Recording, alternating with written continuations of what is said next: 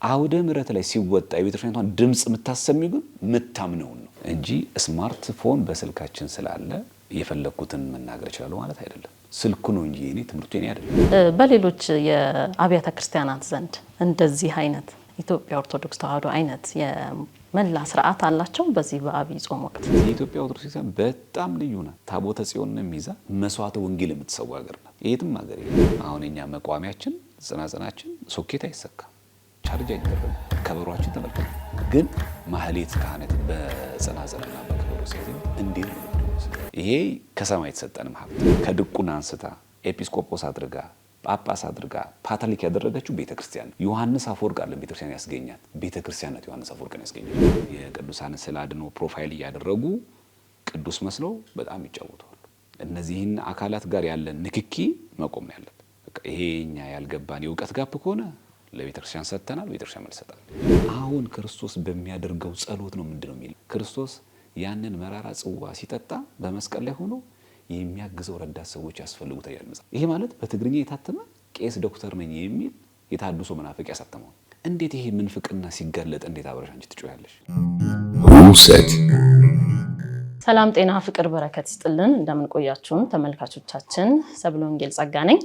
በዛሬው ቆይታችን እዚህ ስቱዲዮአችን በቲክቶክ ስሙ ዘማርያም ዘለቀ በሚል ብዙዎቻችን እናውቀዋለን ዲያቆን ቴዎድሮስ ዘለቀ አብሮን አለ። እስከ መርሃ ግብራችን ፍጻሜ ድረስ አብራችሁን ቆዩ። በተለያዩ ጉዳዮች ላይ ጥሩ ቆይታ ይኖረናል። እንኳን ደህና መጣ ዘማርያም። እንኳን ደህና ቆያችሁ።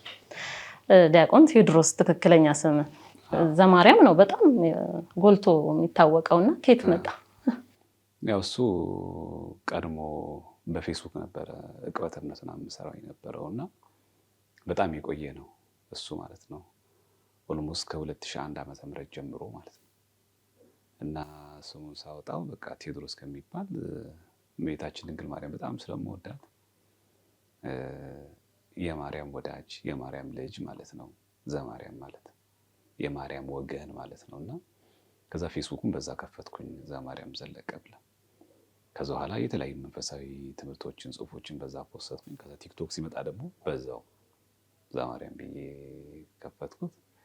ከስሙ በዛ ሆነ ማለት ነው እንጂ መደበኛ እናት አባቴ ያወጡልኝ የሥራ ቦታ ስሜ ደግሞ ያው ቴዎድሮስ ዘለቀ የሚል። በማህበራዊ ሚዲያ ላይ ማገልገል ከጀመርክ በጣም ቆይታል ማለት ነው? አዎ 2001 ማህበራዊ ሚዲያ ላይ 2001 ዓመተ ምህረት ጀምሮ በፌስቡክ ላይ መጽሐፍ ከጀመርኩት ከዛ ጀምሮ ነው። ከዛ ፊት ደግሞ በሰንበት ትምህርት ቤት በጣም እናገለግል ነበር። በጣም ጠንካራ ሰንበት ትምህርት ቤት ነበርና በጣም እዛ ላይ ኦልሞስት በጣም በከፍተኛ ሁኔታ በተሐድሶ ናፍቀን እንፈተን ስለነበረ በጣም ጠንካራ ሰንበት ቤት ነበር። እኔ ሳገለግለው ደግሞ የነበረው ትምህርት ክፍል ስለነበረ የት ነበር? ሻሸመኔ ከሳቴ ብርሃን ሰንበት ትምህርት ቤት ነበርና በጣም የሚገርም ነው። የአዳጊ ህጻናት ቂርቆስ አዳጊ ህጻናት ይባላል እና በጣም ጠንካራ ሰንበት ትምህርት ቤት ነው ከሚታሰበው በላይ ማለት ነው። እና ጎርጎሮስ የሚባል ቤተ መጻሕፍት ስለነበረው የአቡነ ጎርጎሮስ ቤተ መጻሕፍት ላይ እነዛ ትርጓሜ መጻሕፍቶችን ምናኖችን እናነብ ነበረ። ከልጅነታችን ጀምሮ ሊቃውንትን እንጠይቅ ነበረ። ከዛ ያ እድገት እየከፍ እያለ መጣና። እንዴት አገኘኸው የቲክቶኩን አቀባበል? የተለየ ይመስለኛል ከሌሎቹ ማህበራዊ ሚዲያዎች።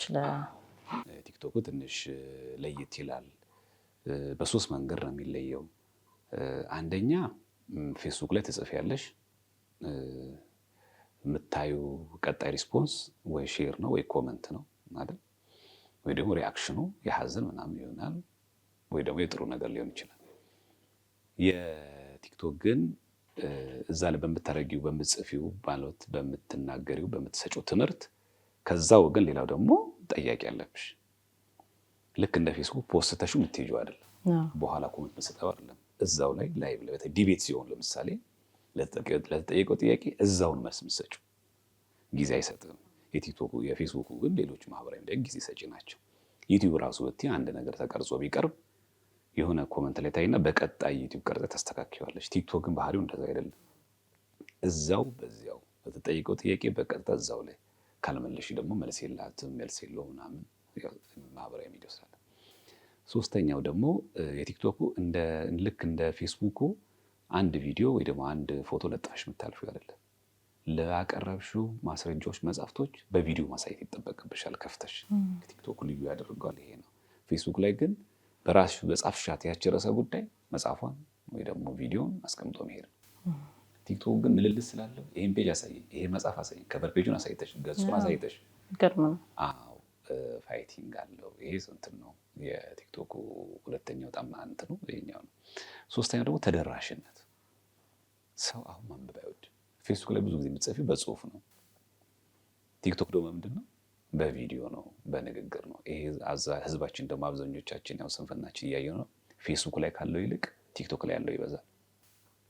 ፌስቡክ ላይ አብዛኛው ጊዜ ነገሮችን፣ ሀሳቦች የሚገለጹ ትምህርቶች የሚገለጹ በጽሁፍ መንገድ ነው።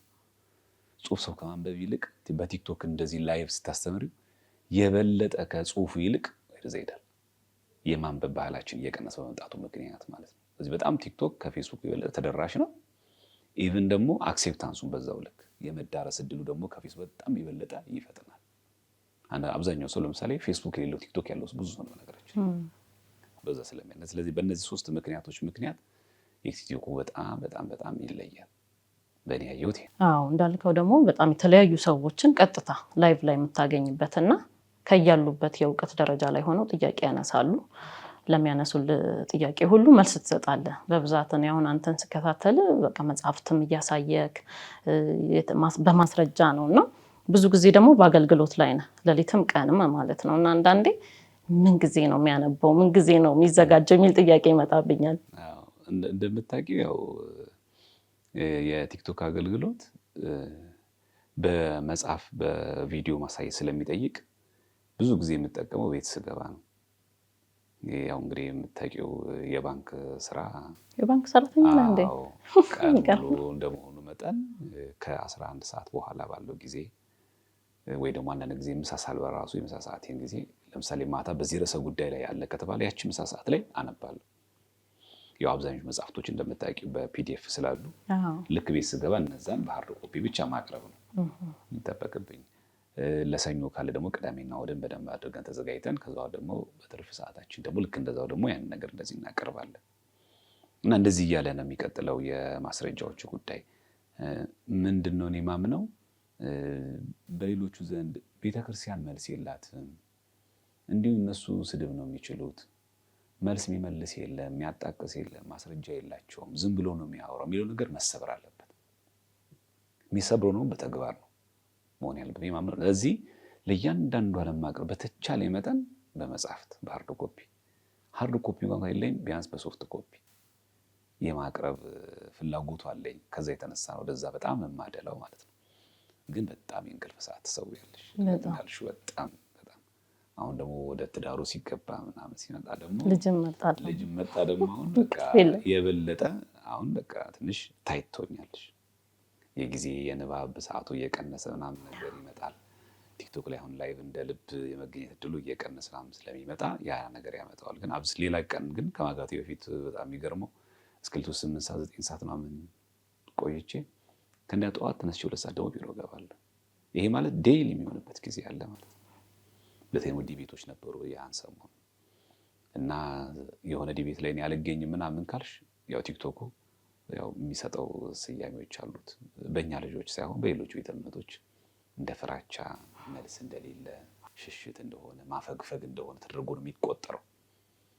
ስለዚህም እያንዳንዷ የምትናገሪያት ነገር ጥንቃቄ እንደምታስፈልጋት፣ ለምትወረውሪያት፣ ለምንጠቅሰው ጥቅስ እንዳለ ምን ያክል ጥንቃቄ ማድረግ እንዳለብን ከቲክቶክ ነው የተመረያለው ማለት እና በጣም ጊዜ ይወስዳል እና በጣም የሚገርምሽ ከ11 ሰዓት ከስራ መልስ ጓደኞቼ ወቅ ሲያደርጉ ሻይ ቡና ሲሉ እኔ ወደ ቤት ሄጄ መጽሐፍ ነው የማነበው። ምክንያቱም ማታ 2 ሰዓት 3 ሰዓት ላይ ላይቭ እገባለሁ። የግድ መዝለጃ ማስረጃ ማቅረባለሁ። ኢቭን ደግሞ ላይቭ ባልገባም ራሱ በሆነ ርዕሰ ጉዳይ ቲክቶክ ላይ ወይ በተለያየ ማህበራዊ ሚዲያ ስሰማ በዛ ጉዳይ ላይ ሊቃውንት እጠይቃለሁ፣ መጽሐፍት ማጣቀሻ፣ ከዛ ያንን ደግሞ በመጽሐፍት ማብሰል እና በጣም ጠይቃለሁ።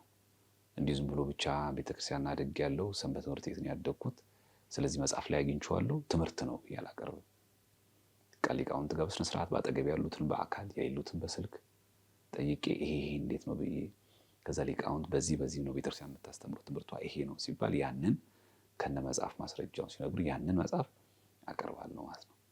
ነገ ይሄን ትምህርት ከየት አገኘው ሲባል በዚህ መንገድ እንደል ማለት ነው። እና እንደው አብዛኛው የኛ ወጪ እንደውም ከሻይ ቡና ይልቅ መጽሐፍ ነው።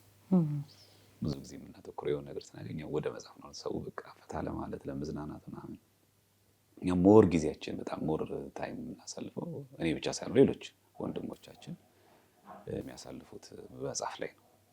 ምክንያቱም አሁን አምጣው አሳይ ማስረጃውን ክፈተው ስለምንባል ያ ማሳየት ስለሚገባል ማለት ነው።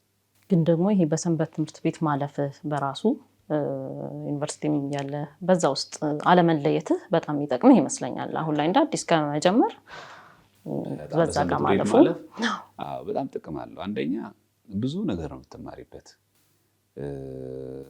ኦርቶዶክሳዊ ህይወትሽም ይመዘናል። በነገር የቤተክርስቲያን ልጅ በዛ ይታወቃል። ሌላው ቢቀርበት ትንሹ ሰንበት ትምህርት ቤት እኮ እንደው በክህነቱ አልፎ በአብነት ትምህርቱ አልፎ ዲያቆን ቄስ መሆን አንድ ነገር፣ በመንፈሳዊ ኮሌጅም እንደዚህ ማለፍ። ግን አሁን ሰንበት ቤት ለመሆን ምንም ሴትም ወንድም ምንም ሆነ ይችላል እና በጣም ነው የሚገራው። መርሃ ግብር ለመብራት አትቸገሪም፣ ለመስበክ አትቸገሪም፣ ለመመለስ አትቸገሪም። አንደበት ትሆንሻለች ቤተክርስቲያን ማለት ነው። ኢቭን በስራ ቦታ ራሱ አንድን መስሪያ ቤት ለመምራት ያ የሰንበት ቤቱ ልምድ ይጠቅምሻል። ኃላፊ ብትሆኚ፣ የስራ አስኪያጅ ብትሆኚ፣ የሆነ ዲፓርትመንት መሪ ብትሆኚ እንዴት ነው ሃንድል ማድረገው፣ እንዴት ነው የስራ ባልደረቦች የምመራቸው፣ እንዴት ነው ቲም ሊደር መሆነው የሚለውን የወሰድነው ከሰንበት ትምህርት ቤት ነው። ስለዚህ ለቲክቶኩ ብቻ ሳይሆን ለዓለማዊ ህይወታችን ጭምር በጣም ጠቃሚ ነው። እሱ ያስተባብር፣ እሱ ቢናገር ይሻላል፣ እሱ እንደዚህ ያድርግ ነው የምትባዩ። ይሄ ከማንም ያገኘነው ሳይሆን ከቤተክርስቲያን ያገኘነው ጸጋ ነው። በዛ ላይ ደግሞ ኦርቶዶክሳዊ ልሂል የመግለጽ እድልሽም ይኖራል። በቀና በኦርቶዶክሳዊ ልሳን በኦርቶዶክሳዊ አገላለጽ የመግለጽ እድሉ በጣም ይሰፋል። ያ ነገሮች አሉና ከዛ አንደበትሽም ይገራል። እንደምታውቂው ቲክቶክ ላይ ስንት የሚሳደብ ሰው አለ። ዲቤት ላይ እኮ ሙልጭ አድርጎ የሚሳደብ ሰው አለ። ቤተክርስቲያን ይሳደባል፣ በትልቁ በትንሹ ደግሞ ያንቺን ክብረ ነክ ስድቦችን ይሳደብ። ይሄን ሁሉ ዋጥ አድርጎ መቻል ይጠይቃል። ይሄን የምታገኙ ቤተክርስቲያን በማደግ ሰንበት ስታድጊ ነው። ምክንያቱም ሰንበት ላይ ያደገ ሰው በትክክል የተማረ ሰው ሲሰደድ መልሶ አይሳደብም። በጣም ከአቅምሽ በላይ ሲሆን እግዚአብሔር ይስጥልም ብለሽ ትወጫለሽ።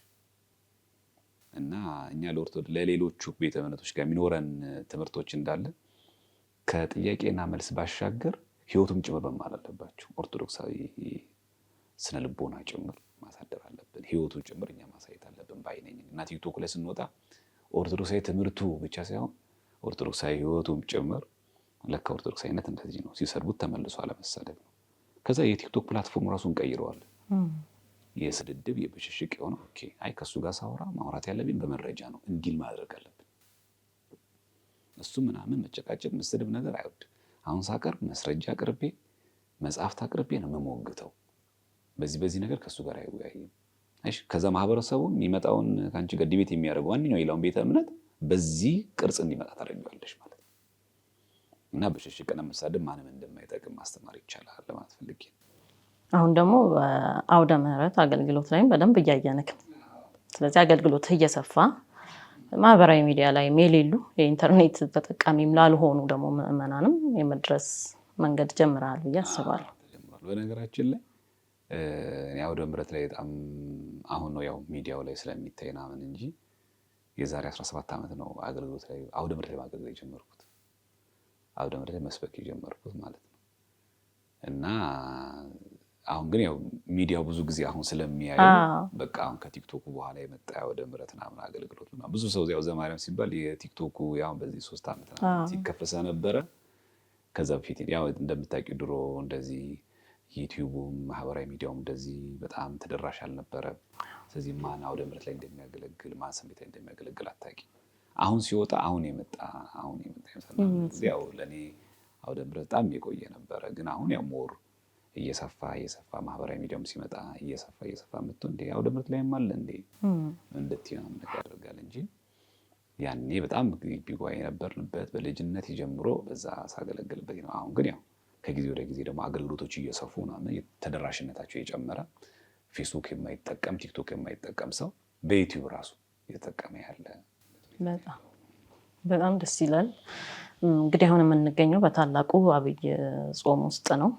ለክርስቲያኖች በጣም ትልቁ ወቅት ነው እንግዲህ ይሄ። ምክንያቱም አምላክ ሰው ሆኖ እኛን ያዳነበት ወቅት ላይ እንገኛለን እና የኢትዮጵያ ኦርቶዶክስ ተዋሕዶ ቤተክርስቲያን ደግሞ ከመጀመሪያው ሳምንት ጀምሮ ከዘወረደ ጀምሮ ለእያንዳንዱ ሳምንታት ስያሜ አበጅታ ስርዓትን አበጅታ በጣም በሚገርም ስርዓት ነው የምናሳልፈው ይህንን የአብይ ጾም እና በሌሎች የአብያተ ክርስቲያናት ዘንድ እንደዚህ አይነት እንደ ኢትዮጵያ ኦርቶዶክስ ተዋሕዶ አይነት የመላ ስርዓት አላቸው በዚህ በአብይ ጾም ወቅት?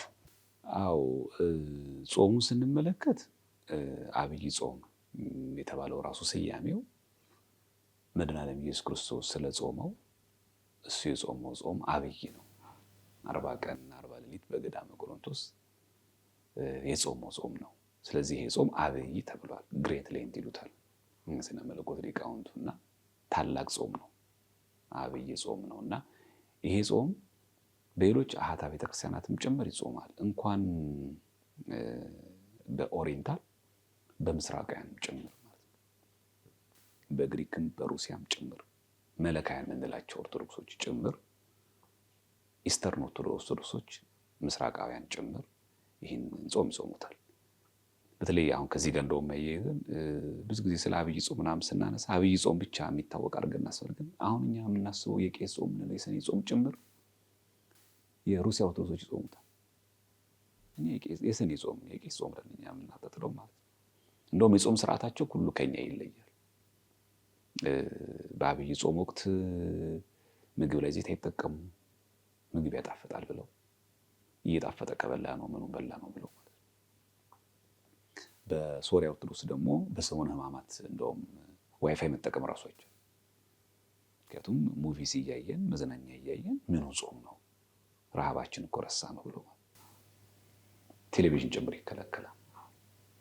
እኛ አሁን ደግሞ ያለንበት ደረጃ አሳዞማለሁ ይሉ ደግሞ ይሉ ነው። እነሱና እኛ ካለንበት ደረጃ ፈጽሞ የተለያየ ነው። የእኛ ግን ስያሜ አብይ ጾም ስያሜ ይሄ ዘወረደ፣ ቅድስት፣ ምኩራብ፣ መጻጉዕ፣ ደብረ ዘይት፣ ገብርኄር፣ ኒቆዲሞስ፣ ሆሳዕና ከዛ ትንሣኤ የምንለውን ቅዱስ ያሬድ ነው በድጓ የሰየመው ስያሜዎቹ። እያንዳንዱ ስርዓት የኢትዮጵያ ልዩ ነው። የእኛ ስርዓት በጣም ልዩ ነው። የኢትዮጵያ ለምንድን ነው ልዩ የሚሆነው? እኛ ኢትዮጵያን ስለሆነ አይደለም። በህገ ልቦና፣ በህገ ኦሪት፣ በህገ ወንጌል አምልኮተ እግዚአብሔር የነበራት ሀገር ስለነበረች ነው። ተመልከች፣ ግብፅን ብንመለከታት፣ ሶሪያን ብንመለከታት፣ አርመንን ብንመለከታት፣ ህንድን ብንመለከታት፣ አሁን ኤርትራ በቅርቡ ከኛ ስለተገነጠለች ያው እንጂ እነዚህ ቤተክርስቲያናት አሁን ኦሪየንታል የምታያቸው በብሉይ ኪዳን ዘመን ምን ነበሩ? በህገ ልቦና አይደለም እኮ በብሉይ ኪዳን ዘመን ነበሩ። ጣዖት አምልኮ ነበረባቸው። ግብፅ የፈርዖን ሀገር ምን ነበረች? እንደውም አንዱ መድኃኔዓለም ኢየሱስ ክርስቶስ ለምንድን ነው ወደ ግብፅ የተሰደደው ሲባል አንዱ ምክንያት ምንድን ነው? በግብፅ አምልኮተ ጣዖት ሰፍቶ ነበር ነው፣ ያንን ለማጥፋት። እንግዲህ ኢትዮጵያ ግን በዚህ ተገልጻ አታውቅም። እንደውም በትንቢተ አሞጽ እንደምናነበው እናንተ ኢትዮጵያውያን፣ እናንተ እስራኤላውያን እንደ ኢትዮጵያውያን ነው የምወዳችሁ ተብለን የተገለጸ ነው። ስለዚህ ግብፅ የመጣችሁ ከአምልኮ ጣዖት ወደ አምልኮት እግዚአብሔር ነው። በማርቆስ ወንጌል ላይ ስብከት የመጣችሁ እንደውም የላም ጣዖት አምልኮ ነበር። ሶሪያም የመጣችሁ ከአምልኮተ ጣዖት ወደ አምልኮተ እግዚአብሔር ነው። ህንድም የመጣችሁ እንደዛው፣ አርመንም የመጣችሁ እንደዛው የመጣችሁ፣ ሌሎቹ ምስራቃውያን ጭምር። የኢትዮጵያ ኦርቶዶክስ ተዋሕዶ ቤተክርስቲያንስ ከአምልኮተ ጣዖት አይደለም ወደ ህገ ወንጌል የመጣችሁ፣ ከህገ ኦሪት ወደ ህገ ወንጌል። ከህገ ኦሪት በፊትስ ህገ ልቦና ነበራት። መስዋዕተ ኦሪት ሲሰዋባቸው የነበሩ ቦታዎች አሏት። እነ አክሱም ጽዮን አሉ፣ እነ መርጦለ ማርያም አሉ። ወደ ደቡብ ክልል እንኳን ዞር ስትይ እንኳን እነ ብርብር ማርያም ጭምራሉ። ስለዚህ የኢትዮጵያ ኦርቶዶክስ ቤተክርስቲያን በጣም ልዩ ናት። ታቦተ ጽዮንን ይዛ መስዋዕተ ወንጌል የምትሰዋ ሀገር ናት። የትም ሀገር የለም። በነገራችን ላይ የብሉይ ኪዳን መጽሐፍ በመጽሐፍ ቅዱስ ደረጃ እንኳን እንመዝን ብንል የብሉይ ኪዳን መጽሐፍቶች እስራኤላውያን በሰባ ዘመን ሲገዙ እነዛን መጽሐፍቶች ጠብቃ ያቆየች የኢትዮጵያ ኦርቶዶክስ ተዋሕዶ ቤተክርስቲያን ናት። እና የኢትዮጵያ ቤተክርስቲያን አሁን እኛ ኢትዮጵያን ስለሆንን እንደው አቆለጳጵሰን ለመናገር እንደው ለማሞካሸት ሳይሆን እውነታው ነው። አንድ ምሳሌ ላቅርብ። አሁን እኛ የመዝሙር ስርዓታችን በከበሮ፣ በመሰንቆ፣ በበገና እንዘምራለን አይደለ? ስብሰባ ነበራቸው። እዚህ ግብጾች መጥተው ነበር በአቡነ ጳውሎስ ጊዜ ማለት ነው። እና የእኛን ያሬዳዊውን መዝሙር በከበሮ በጸናጽል ሲቀርብ አይተው እነሱ የሚዘምሩት ሲምባል ስነ ትሪያንግል በሚባል እንደዚህ የነሱ መዝሙር ልክ እነሱ ከበሮ ጽናጽል ምናምን መቋሚያ የላቸውም። እንደኛ ዋሽንት፣ ይሄ መሰንቆ፣ በገና ምናምን የላቸውም። እና እንደዚህ እያደረጉ ነው የሚዘምሩት። እና እዚህ 5 ኪሎ ቅድስት ማርያም ላይ አዳራሽ ላይ በነበረው ጠቅላይ ቤተ ክህነት ስብሰባ ላይ ምንድን ነው ያሉት? እኛ ስንዘምር ወደ ዘፈን እየሄደብን ነው እንደዚህ ስንመታ እና የእናንተ ያሬዳዊ መዝሙር አሳዩን። እኛ ያለን ደረጃ ማለት ነው የኛ በጣም በጣም ልዩ ነው። አሁን እኛ መቋሚያችን ጽናጽናችን ሶኬት አይሰካም፣ ቻርጅ አይደረግም። ከበሮአችን ተመልከቹ። ግን ማህሌት ካህናት በጽናጽንና በከበሮ ሲያዜሙት እንዴት ነው ልብ የሚመስል የሚገርም ነው የኛ ስርዓት። እና ይሄ ከሰማይ የተሰጠንም ሀብት ነው። ከሰማይ የተሰጠን ሀብት ነው። የኛ ልዩና የኛ የአብይ ጾም ሳምንታት በሙሉ በቅዱስ ያሬድ የተሰየሙ ከመጽሐፍ ቅዱስ ጋር የተሰናሰሉ የእግዚአብሔር ወልድ እኛን ለማዳን መምጣቱን ለመናገር ዘወረደ ቤተ መቅደስን እኛም መቅደስ ሰውነታችንን መለየቱን ለመግለጽ ቅድስት ብለን ከዛ ደግሞ ሶስተኛ ምኩራብ በምኩራብ ገብቶ ማስተማሩ ከዛ ደግሞ መጻጉዕ ድውይ ነው ያንን ድውይ መፈወሱን ሁማነ ስጋን በተአምራት ሁማነ ነፍስን በትምህርቱ መፈወሱን ከዛ ደግሞ አምስተኛ ደብረ ዘይት ነገረ ምጽአቱን እንድናስብ አድርጋ በነገረ ምጽአቱ ደግሞ በሳምንቱ ደግሞ ሲመጣ ደግሞ ይጠይቅህ ተርቤ አብለታችሁ ጠምቻታችሁኛለሁ መክሊትን አትርፈህበታል በቀኝ ትቆማለህ አላተረፍክበትም በግራ ትቆማለህ። ከዛ ደግሞ አሁን ያሳልፈው ኒቆዲሞስ የማታው ተማሪ ባለስልጣን ሆኖ የአይሁድ አለቃ መምህር ሆኖ ግን ማታ ማታ መጥቶ የሚማር ምክንያት ማቅረብ ይችላል። የህግ ባለሙያ ነኝ፣ በዛ ላይ መምህር ነኝ፣ በዛ ላይ አለቃ ነኝ። ልክ አሁን እኛ ዘመን ሌክቸር ነኝ፣ በዛ ላይ በጣም በከንቲባው ላይ በጣም ምክትል ኃላፊ ነኝ። በምን ሰዓት ነው ወንጌል የምማረው እንዳይል የማታ ተማሪ። ከዛ ደግሞ ሆሳዕና፣ ከዛ ደግሞ ትንሣኤ እናከብራለን። እነዚህ ሁሉ በቅዱስ ያሬድ የተሰየሙ በሙሉ በእኛ ቤተክርስቲያን ላይ የሚታወቁ ናቸው። ሌሎች አሃት ቤተክርስቲያናት ልክ እኛ ሆሳዕናን ስናከብር በዕለቱ ሆሳዕናን ያከብራሉ። ስያሜው ያለ ነው ማለት ነው። ሆሳዕናን ስናከብር ልክ እንደኛ ዘንባባን አድለው ያቀርባሉ ማለት ነው። የእኛ ቤተክርስቲያን ግን የሚቆሙ አቋቋሙ ጭምር ዜማውን ስትመለከቱ ሙሉን ግን ስታዩ የእኛ የሚያስቀና ነው። አሁን ግብጾች የመጀመሪያ ቋንቋቸው ነበረ፣ ቅብጥ የሚባል ቋንቋ ነበራቸው፣ ጠፋባቸው። ልክ እኛ አሁን በግዕዝ እንደምንቀድስ እነሱ ቅብጥ ነበር። አሁን የሚቀድሱት በአረብኛ ቅብጥ የሚባል የራሳቸው ቋንቋ ስለጠፋ ማለት ነው። አሁን እኛ ግን በምንድን ነው እየቀደስ ያለው? በግዕዝ። አስበሽዋል ምን ያክል የግዕዝ ዜማ ውበቱ እንዴት እንደሆነ? አንደኛ ግዕዝ ብሔር የለውም። የዚህ ወገን ሀብት የሚባለው የኢትዮጵያ ቤተክርስቲያን ሀብት ነው። ከጫፍ እስከ ጫፍ የሆነ ሀብቷ ነው እና የኛ በብዙ መንገድ የሚለይ ግን አጽዋማቱን በተመለከተ ግን ብንጠየቅ እንኳን አብይ ጾም ቀርቶ 7ቱንም አጽዋማት ሮብ ዓርብን ጨምረን የቄስ ጾም ሬስን ጾም ጨምረን በሁሉም ቤተክርስቲያናት የነነዌን ጾም የገሃድ ጾም 7ቱም የሚባሉ አጽዋማት በሙሉ ይጾማሉ። መልካም ጥሩ ሀሳብ ነው በደንብ ያነሳልኝ። በዚህ በእናንተ በምታገለግሉበት በማህበራዊ ሚዲያ ላይ እንግዲህ አንተም ቀደም ሲል እንደነገርከኝ በቅበተ እምነት ነው የጀመርከው። ሌሎችም የሚያገለግሉ ልጆች በቅበተ እምነት ዙሪያ ነበረ ሲሰራ የነበረውና ከቅርብ ጊዜ ወዲህ ግን ስንመለከት ራሱን ኦርቶዶክሳውያንን ለሁለት ከፍሎ የሚያከራክሩ የሚያጣሉ ጉዳዮች ጭምር እየተነሱ ወደ ከራስ ጋር ሆኗል ውዝግቡ። እንደሱ አይነት ነገሮች በብዛት እያየን ነው እና በብዛት ደግሞ ሰዎችንም ከሚያወዛግቡ ጉዳዮች አንዱ ይሄ አሁን ያለንበት የክርስቶስ የሰውን ስጋ ለብሶ ሰውን ያዳነበት ሚስጥሩ ነው እና በዚህ ጉዳይ ላይ ብዙ እንግዲህ ማህበራዊ ሚዲያ ላይ የእውቀት ምን ያህል እውቀት ልዩነት እንዳለ እናንተ በደንብ ታውቁታላችሁ፣ ሰው የቱ ጋር እንዳለ ማለት ነው እና እነዚህ የሚነሱ ሀሳቦች ደግሞ ምን ያህል ሊያድኑም ሊያጠፉም እንደሚችሉ ግልጽ ነውና ከዚህ ጋር ተያይዞ የቀድሞ የኦሪየንታል ቸርች ውስጥ ቤተክርስቲያን ውስጥ ያሉ የቀድሞ አባቶቻችን ያስተማሩትን የጻፉትን በማምጣት እንደማስረጃን በማድረግ ሲያስተምሩ እናያለንና እስቲ ስለዚህ ጉዳይ የተወሰነ ነገር በላይ ምክንያቱም አሁን ያለንበት ወቅት ስለዚህ ሀሳብ ለመስጠት በጣም ትክክለኛው ጊዜ ይመስለኛል። ቤተክርስቲያን አንዲት ናት፣ አሐቲ ናት፣ ቅድስት ናት፣ ሐዋርያዊት ናት፣ እዛ ደግሞ ኩላዊት ናት። ይህንን የሚያስብና የሚያቅሰው የቤተክርስቲያኒቷን አስተምሮ በሚገባ ማወቅ አለበት። አንድ ትምህርትን ስናገኝ ያንን ትምህርት ቤተክርስቲያናችን እንዴት ነው የምትረዳው ማለት አለብን። ለምሳሌ አባቶች እንደዚህ ይላሉ፣ አባቶች እንደዚህ ያሉት ከምን አንጻር ምን እያሉ ነው? ይህ መታወቅ አለበት። ለምሳሌ ቅዱስ ጎርጎርዮስ ሃይማኖተ አበው ላይ ፍጡረ ፈጣሪ ብለዋል። ሃይማኖተ አበው ላይ ቅዱስ ጎርጎርዮስ ዘኑሲስ አንድምታ እኮ አለው።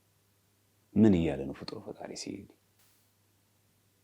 ይህንን መጠየቅ ያለብን ቤተክርስቲያንን ነው እንጂ እኔ ይሄንን የጠቀሰ አባት ምንጭ ከሃይማኖተ አበው ላይ ስላገኘው በቁም ወስጄ ስላቀረብኩ ዘማርያም እኮ መጽሐፍ ገልጾ ከሃይማኖተ አበው ነው ያቀረበው ብቻ የኛ መልስ አይደለም። ቤተክርስቲያን ያንን ትምህርት እንዴት ነው የምትረዳው? የሊቁን ትምህርት ተጽፏል፣ እንዴት ነው የምትረዳው? ይሄ ነው መሰረታዊ ጉዳይ እዚህ ጋር ያለው። በተደጋጋሚ ጊዜ ለምሳሌ ካነሳ ነው ብንጀምር፣ ለምሳሌ ባልና ሚስት ለማስቀደስ ቢፈልጉ ሩካቤ ስጋ ካደረጉ እጃቸውን ታጥበው ቤተ መቅደስ ይግቡ ይላል። ይሄ ፍትሐ ነገሥት ተጽፏል። ይሄን አሁን ባስነብብ ይኸው እጃቸውን ታጥበው ይግቡ ነው። የሚገርምሽ ግን የፍትሐ ነገሥት አንድምታ ላይ እጅ የሚለው ሀፍረተ ስጋ ነው። አንድን ነገር አሁን እጅ ምን ትርጉም ያስፈልገዋል? እጅሽ ታጥቦ ማለት በቃ ያው በደንብ አድርገሽ በሳሙና ምናምን ታጥቦ መግባት ነው። ትርጓሜው ግን ምንድን ነው የሚለው? ቤተክርስቲያን ይሄንን ብላን የምትተረጉመው እንጂ እኮ ቃል በቃል ከእኔ አብ ይበልጣል የሚል ጥቅስ እኮ። ይህን ግን አይተን እንግዲህ ዮሐንስ ወንጌል ነው የተጻፈው፣ የተናገረው ኢየሱስ ክርስቶስ ነው። ስለዚህ ከወልድ አብ ይበልጣልን አሰብክ ብሎት ምን ለማለት ፈልጎ እንደዚህ ያለው ነው ቤተክርስቲያን። ስለዚህ ቤተክርስቲያን አለች ማለት የሊቃውንት ጉባኤ አለች ማለት ነው። ከዚህ አሁን በማህበራዊ ሚዲያ ይሄ ብቻ አለ፣ ብዙ ርዕሰ ጉዳዮች ይነሳሉ። እነዚህን ጉዳዮች ነገራችን ላይ በዚህ አጋጣሚ ሰብሰብ አድርገን ለሊቃውንት ጉባኤ ያስገብተናል፣ ጥያቄዎቹ ማለት ነው። እግዚአብሔር ይስጣቸው። የሊቃውንት ጉባኤም ይሄ ሀሳብ ተወያይተውበት ኢቭን በቅዱስ ሲኖዶስ ለማጸደቅ ፈቃደኛ እንደሆኑ ነግረውናል። ይሄ በጣም ቆንጆ እርምጃ። ለምን አሁን እኛ ቲክቶካውያን ልክ ካቶሊካውያን እንደሚባለው አይነት እኛ ቲክቶካውያን ቤተክርስቲያን ባልዋለችበት እያዋልናት ስለሆነ ጉዳዩ ደግሞ የሆነ የእኔ በልጥ እየሆነ የዋመናን ደግሞ እያስተነካከልን ያለ ነው። ከምንጠቅመው ይልቅ የምንጎዳ ይበልጣል። አሁን የሊቃውንት ጉባኤ ይህንን ምላሽ ሰጥቶ ይህንን ምላሽ አንቀበልም መባባል ስንጀምር የዛን ጊዜ ሚና እንለያለን ማለት ነው። ምንጫችን ይለያል። ቤተክርስቲያን አልሰማም ሲል አንድ ሰው ማለት ነው። በተረፈ ግን ለህዝቡ የሚመጥን ነገር መናገር ያለብን እኛ ነን። ለምሳሌ አጨቃጫቂ ርዕስ እያነሱ እነዛን አጨቃጫቂ ርዕሶች ምዕመናንን ማወዛገብ ተገቢ ነው እያላምን ከመነሻው ራሱ ማለት። በነገራችን ላይ ይሄ በአብነት ትምህርት እኮ በሊቃውንት ጉባኤም እኮ አለ። ግን ምንድን ነው የሚያደርጉት? ልክ መድረክ ላይ ሲወጡ የቤተክርስቲያኒቷን አቋም ግን በውስጥ ሰሚስ አይ ሊቀ ሊቃውንት ገሌ እኮ እንዲህ ብሎ ነው የሚያምኑት፣ የኔታ ገሌ እንዲህ ብሎ ያምናሉ። አውደ ምሕረት ላይ ሲወጣ የቤተክርስቲያኒቷን ድምፅ የምታሰሚው ግን የምታምነውን ነው እንጂ ስማርትፎን በስልካችን ስላለ የፈለግኩትን መናገር እችላለሁ ማለት አይደለም። ስልኩ ነው እንጂ እኔ ትምህርቱ የኔ አይደለም፣ ትምህርቱ የቤተክርስቲያን ነው። ስለዚህ አሁን እኛ ጋር በጣም መስመር የወጣ መስመር መውጣቱ ብቻ አይደለም የማንሰማም ጭምር ነው ይመስለኛል። ቲፎዞ የሚያድነን መስሎኛል። አይ ቲንክ የሆነ እኛን የሚከተሉ ፎሎወሮቻችን አድናቂዎቻችን ከውግዘት አያድኑም። ይህ ማወቅ አለብን። ዝና ነገ ይጠፋል። መያዝ ያለበት እውነት ነው። እውነት ከሆነ ብቻሽን ብትሆኝ አንድ ፎሎወርም ቢኖርሽ ታሸንፊያለሽ። እውነት ስለሆነ የሚያሸንፈው። ውሸት ካለ ግን ውሸት ነው። ብዙ ሚሊዮን ስላለው አንድ ሰው መትረፍ አይችልም። መሰረታዊ ችግሮች እነዚህ ናቸው። ሁለተኛ ከሊቃውንት አባቶቻችን እኛ አንበልጥም። ቤተክርስቲያንን እናርማት ማለት ስንጀምረው ችግር የሚፈጥረው ማለት ነው።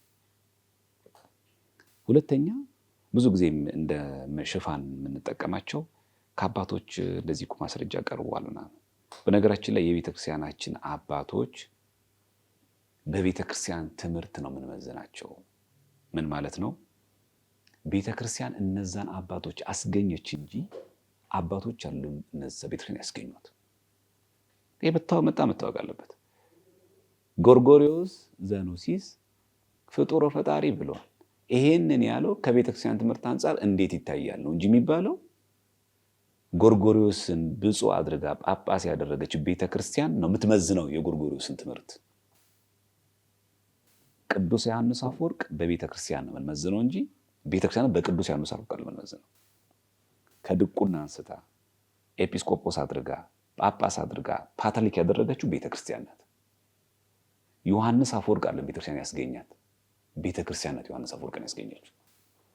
ስለዚህ የትኞቹም አባቶች ብንመዝን በቤተክርስቲያን ትምህርት ነው የምንመዝነው። ስለዚህ የአባቶች ትምህርት ስናገር ቅዱስ ያዕቆብ ዘስሩግ እንደዚህ ብለዋል፣ ቤተክርስቲያን እንዴት ትላለች? ስለዚህ ከዚህ የቤተክርስቲያን ትምህርት የቅዱስ ዮሐንስ አፈወርቅ ትምህርት ትክክል ነው። መነሻችን ማለት ቤተክርስቲያን ናት።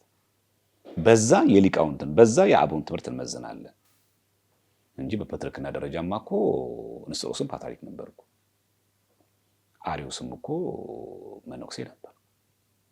ምንም ችግር የለውም በዚህ ደረጃ ከመጣ። ስለዚህ አንድ ሰው የሆነ የክህነት ማዕረጉ የሆነን ነገር መሸፈኛ አይደለም። ይህ በጣም መጠንቀቅ አለብን እና በመጽሐፍት ላይ የምናገኘው በሙሉ እየተወጣ አይነገርም። አሁን ትልቁ ችግር ይፈጥራል ይሄንን ነው። በቃ መጽሐፍት ላይ ይነበባል፣ ይገኛል፣ ከዛ ደግሞ ይነገር። ያ ብቻ አይደለም፣ ከውጭ ወደ ውስጥ ቤተክርስቲያን እያየናት ያለ ነው። ከውስጥ ወደ ውጭ ሳይሆን ከውጭ ወደ ውስጥ ትርጓሜያት አይታዩም። የቅዱስ ያሬድ ድጓ አይታይም። አንድምታዎች አይታዩም። የእኛ ሊቃውንት አባቶቻችን እንደ ፋራና እንደ ኋላ ቀር ነው የሚታዩት እና በጣም ብዙ ማለት ነው። እነዚህ ነገሮች ናቸው ታች እየጣሉ ያሉት ማለት አደገኛ ነገሩ ይሄ ነው። ስለዚህ የእኛን ቤተክርስቲያንን የምናይበት እይታ የቀደምት አባቶቻችን የነበሩበት ደረጃን ያለማወቅ ነው። በጣም አደገኛ አካሄድ ነው ያለው ማለት ነው እንጂ አሃት አብያተ ክርስቲያናት ናቸው። አዎ በዶግማ አንድን፣ አዎ ትክክል ልክ ነን። ግን ደግሞ የኛ ደግሞ ልዩ ደግሞ ትውፊት ደግሞ አለ፣ ስርዓት አለ። ጫማ አውልቀን ነው የምንገባው ቤተ መቅደስ። ሌሎች በጫማ ይገባሉ። ስለዚህ በጫማ ነው የምንገባው። ይህንን አድርገው አይደለም፣ በዚያ አናደርግም። የኛ ስርዓታችን በጣም ልዩ ነው። ከዜማችን፣ ከንባባችን፣ ከስርዓት አምልኳታችን፣ ከካህናት ጋር ያለን ነገር ኢቭን አጠቃላይ የቤተክርስቲያኒቷን እንዳለ ዘያዋን ሙሉ ስትመለከችው ልዩ ናት። የኢትዮጵያ ኦርቶዶክስ በጣም ሁሉ ነገሯ በጣም ልዩ ናት ብላ የምትገለጸው እንደው እንዴት አይሰለችም ማህሌት እኮ ነው የምትይው። አሁን የመድኃኔዓለም ይሄ ቃለ እግዚአብሔሩ ወረቡ እንዳለ የቀረበው ዚቁ መልኩ እንዳለ ስታይ በየዓመቱ መጋቢት 27 ራሱ ይባላል። በየዓመቱ ግን አይሰለችም። ምን ስለሆነ ነው? አንድ መዝሙር እኮ አንድ ነገር ቫይራል ላይ ከወጣ እኮ ከተወሰነ ጊዜ በኋላ እኮ እንትን እያለ ይመጣል። ግን ይሄ ያሬድ ወረቡ ግን አይሰለችም። ቅዳሴ አይሰለችም። በጣም በየቀኑ የተቀደሰ ነው። 55 ቀን ነው። እንደው ሌሎች ገዳማት ላይ እንደው ከዓመት እስከ ዓመት ይቀደስባቸው፣ ግን አይሰለችም። የሆነ መንፈሳዊ ነገር ከላይ ቢኖሩ አይደለም ምን ላይ በቃ የታደለችበት ይኖር። ሀብቶቿ በጣም ጥልቅ ናቸው ብዙ ብትመዘን ማለት እና እኛ እንኳን ኦሪየንታሎች ጋር ሌሎች አሁንም ባለው እየተፈጠረ ያለ ግንኙነት አለ። አሁን ንግግር በምስራቃውያን እና በኦሪየንታሎች ሆኖ አንድ መሆን ማን ይጠላዋል?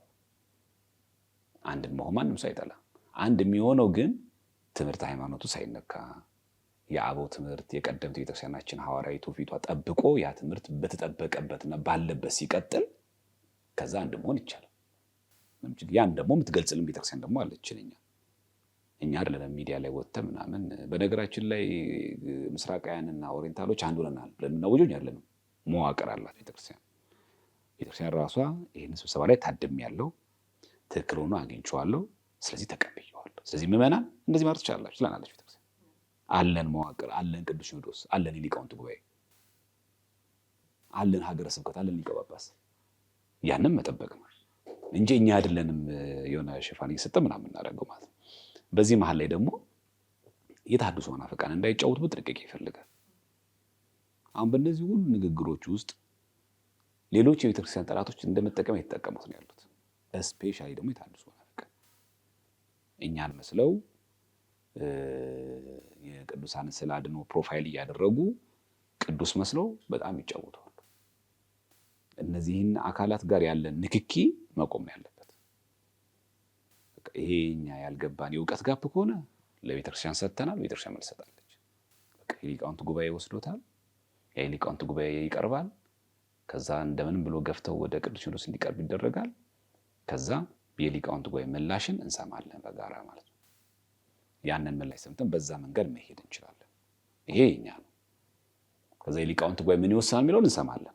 እኛ እናዛቸውማ አባቶቻችን፣ እኛ የሚጠበቅብን ጥያቄውን ማቅረብ። እንደዚህ አይነት ጉዳዮች በማህበራዊ ሚዲያ ላይ ተነስተዋል።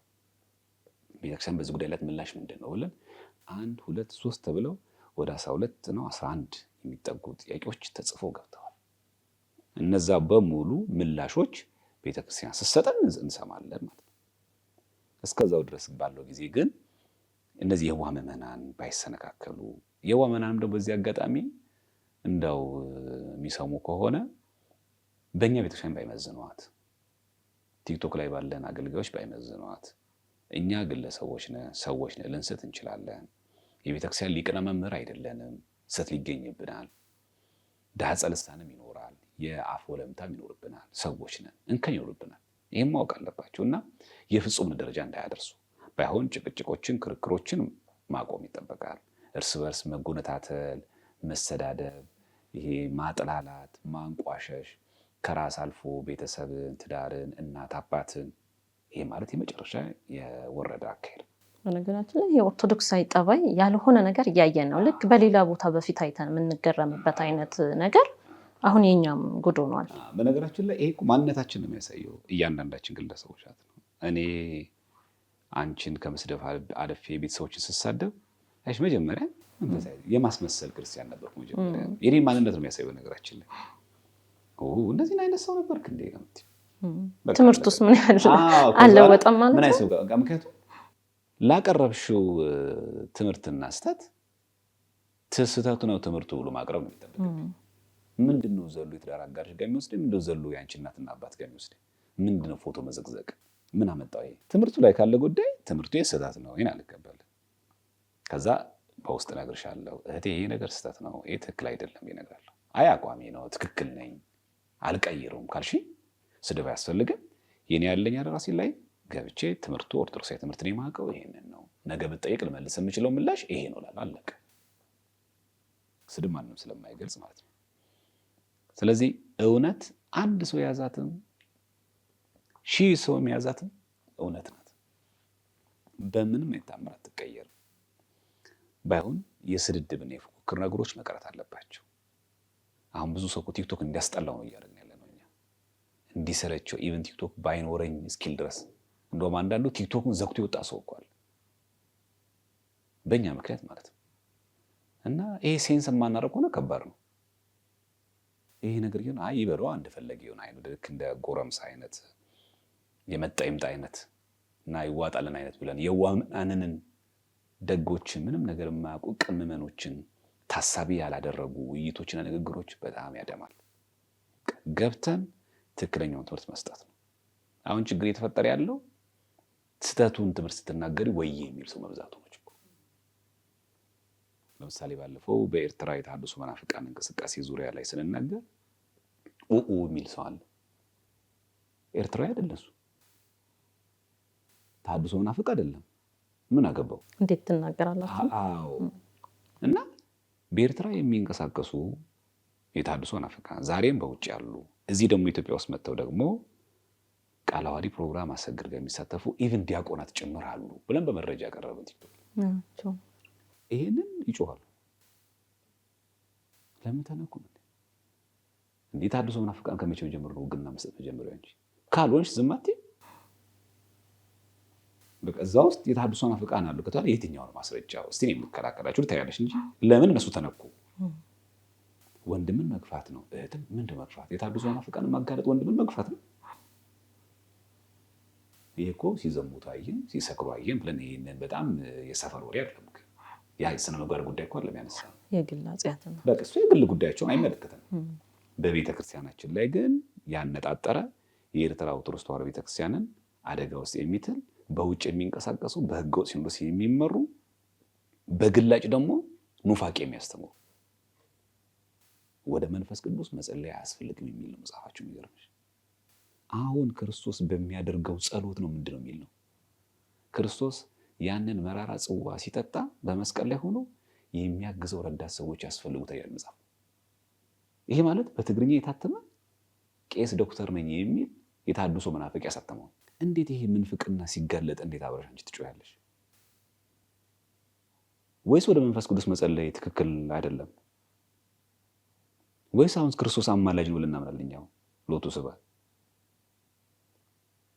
እና እንደዚህ አይነት ነገሮች በሚጋለጡበት ጊዜ ልክ አንድ ማስታወቂያ ያለች አይደል? የ200 ብር በዓል በለኝ ወያ ሲል 200 ብር ወይ ብሎ እንደሚናገሩ ሰው ልክ አሁን እነዚህ ሰዎችም የምንፍቅና ክህደትና ምን ስታጋልጪ አብሮ ወዬ ማለት እኔ ያለው ይሄ ማለት ነገር ይሄ በጣም አደገኛ ከሄዱ የሚያስፈራው ይሄ ነው። ሌላው ጥያቄው በሊቃውንት ይመልሳል፣ ችግር የለውም። ይሄ ለተነሱት ማህበራዊ ጉዳይ ላይ እንዳጨቃጨቅ ለተነሱት ቤተክርስቲያን ምላሽ ትሰጣለች። ግን በዚህ ይዘለቃል። ይሁን ነገር ተጨቃጨቀ ቁጥር የሊቃውንት ጉባኤ ልንሰበስብ ነው። እኛ ማን የሚሉን ርዕስ ሰጭ ነን ለቤተክርስቲያን። አሁን ያለችበት መከራ አይበቃትም እንዴ? እኛ ፈንገጥ ባለ ቁጥር የሊቃውንት ጉባኤ ምላሽ ይሰጥ። የሆነ ነገር ባለን ቁጥር የሊቃውንት እኛ ማን ነን? ቤተክርስቲያን አሁን ያለችበት ወቅታዊ ጉዳይ የማይረዳ ምን አይነት ሰነፍ ክርስቲያን ነው? ከዚህ በላይ ቤተክርስቲያን ምን ትሆን? ወይስ እኛ የምናነሳት እያንዳንዱ ነገር በየቀኑ ሊቃውንት ወይ ተነሳ ወደ እኔ ያምጡት። ከአሁን በኋላ ሊቃውንት ወይ ሲናገር ነው የምሰማው፣ አንተን አልሰማም። እንዴት ባለ ይዘለቀ? ይህም ትክክለኛ መፍትሄ እኮ አይደለም። አሁን 11 ሰው ጥያቄ ገባ ብዬሻለሁ። ነገም ይመጣ። ስለዚህ አሁንም ልክ በመጣ ቁጥር የሊቃውንት ጉባኤ በመጣ ቁጥር ተሰብሰቡ። የሊቃውንት እኛንስ ርዕስ ሰጪዎቹ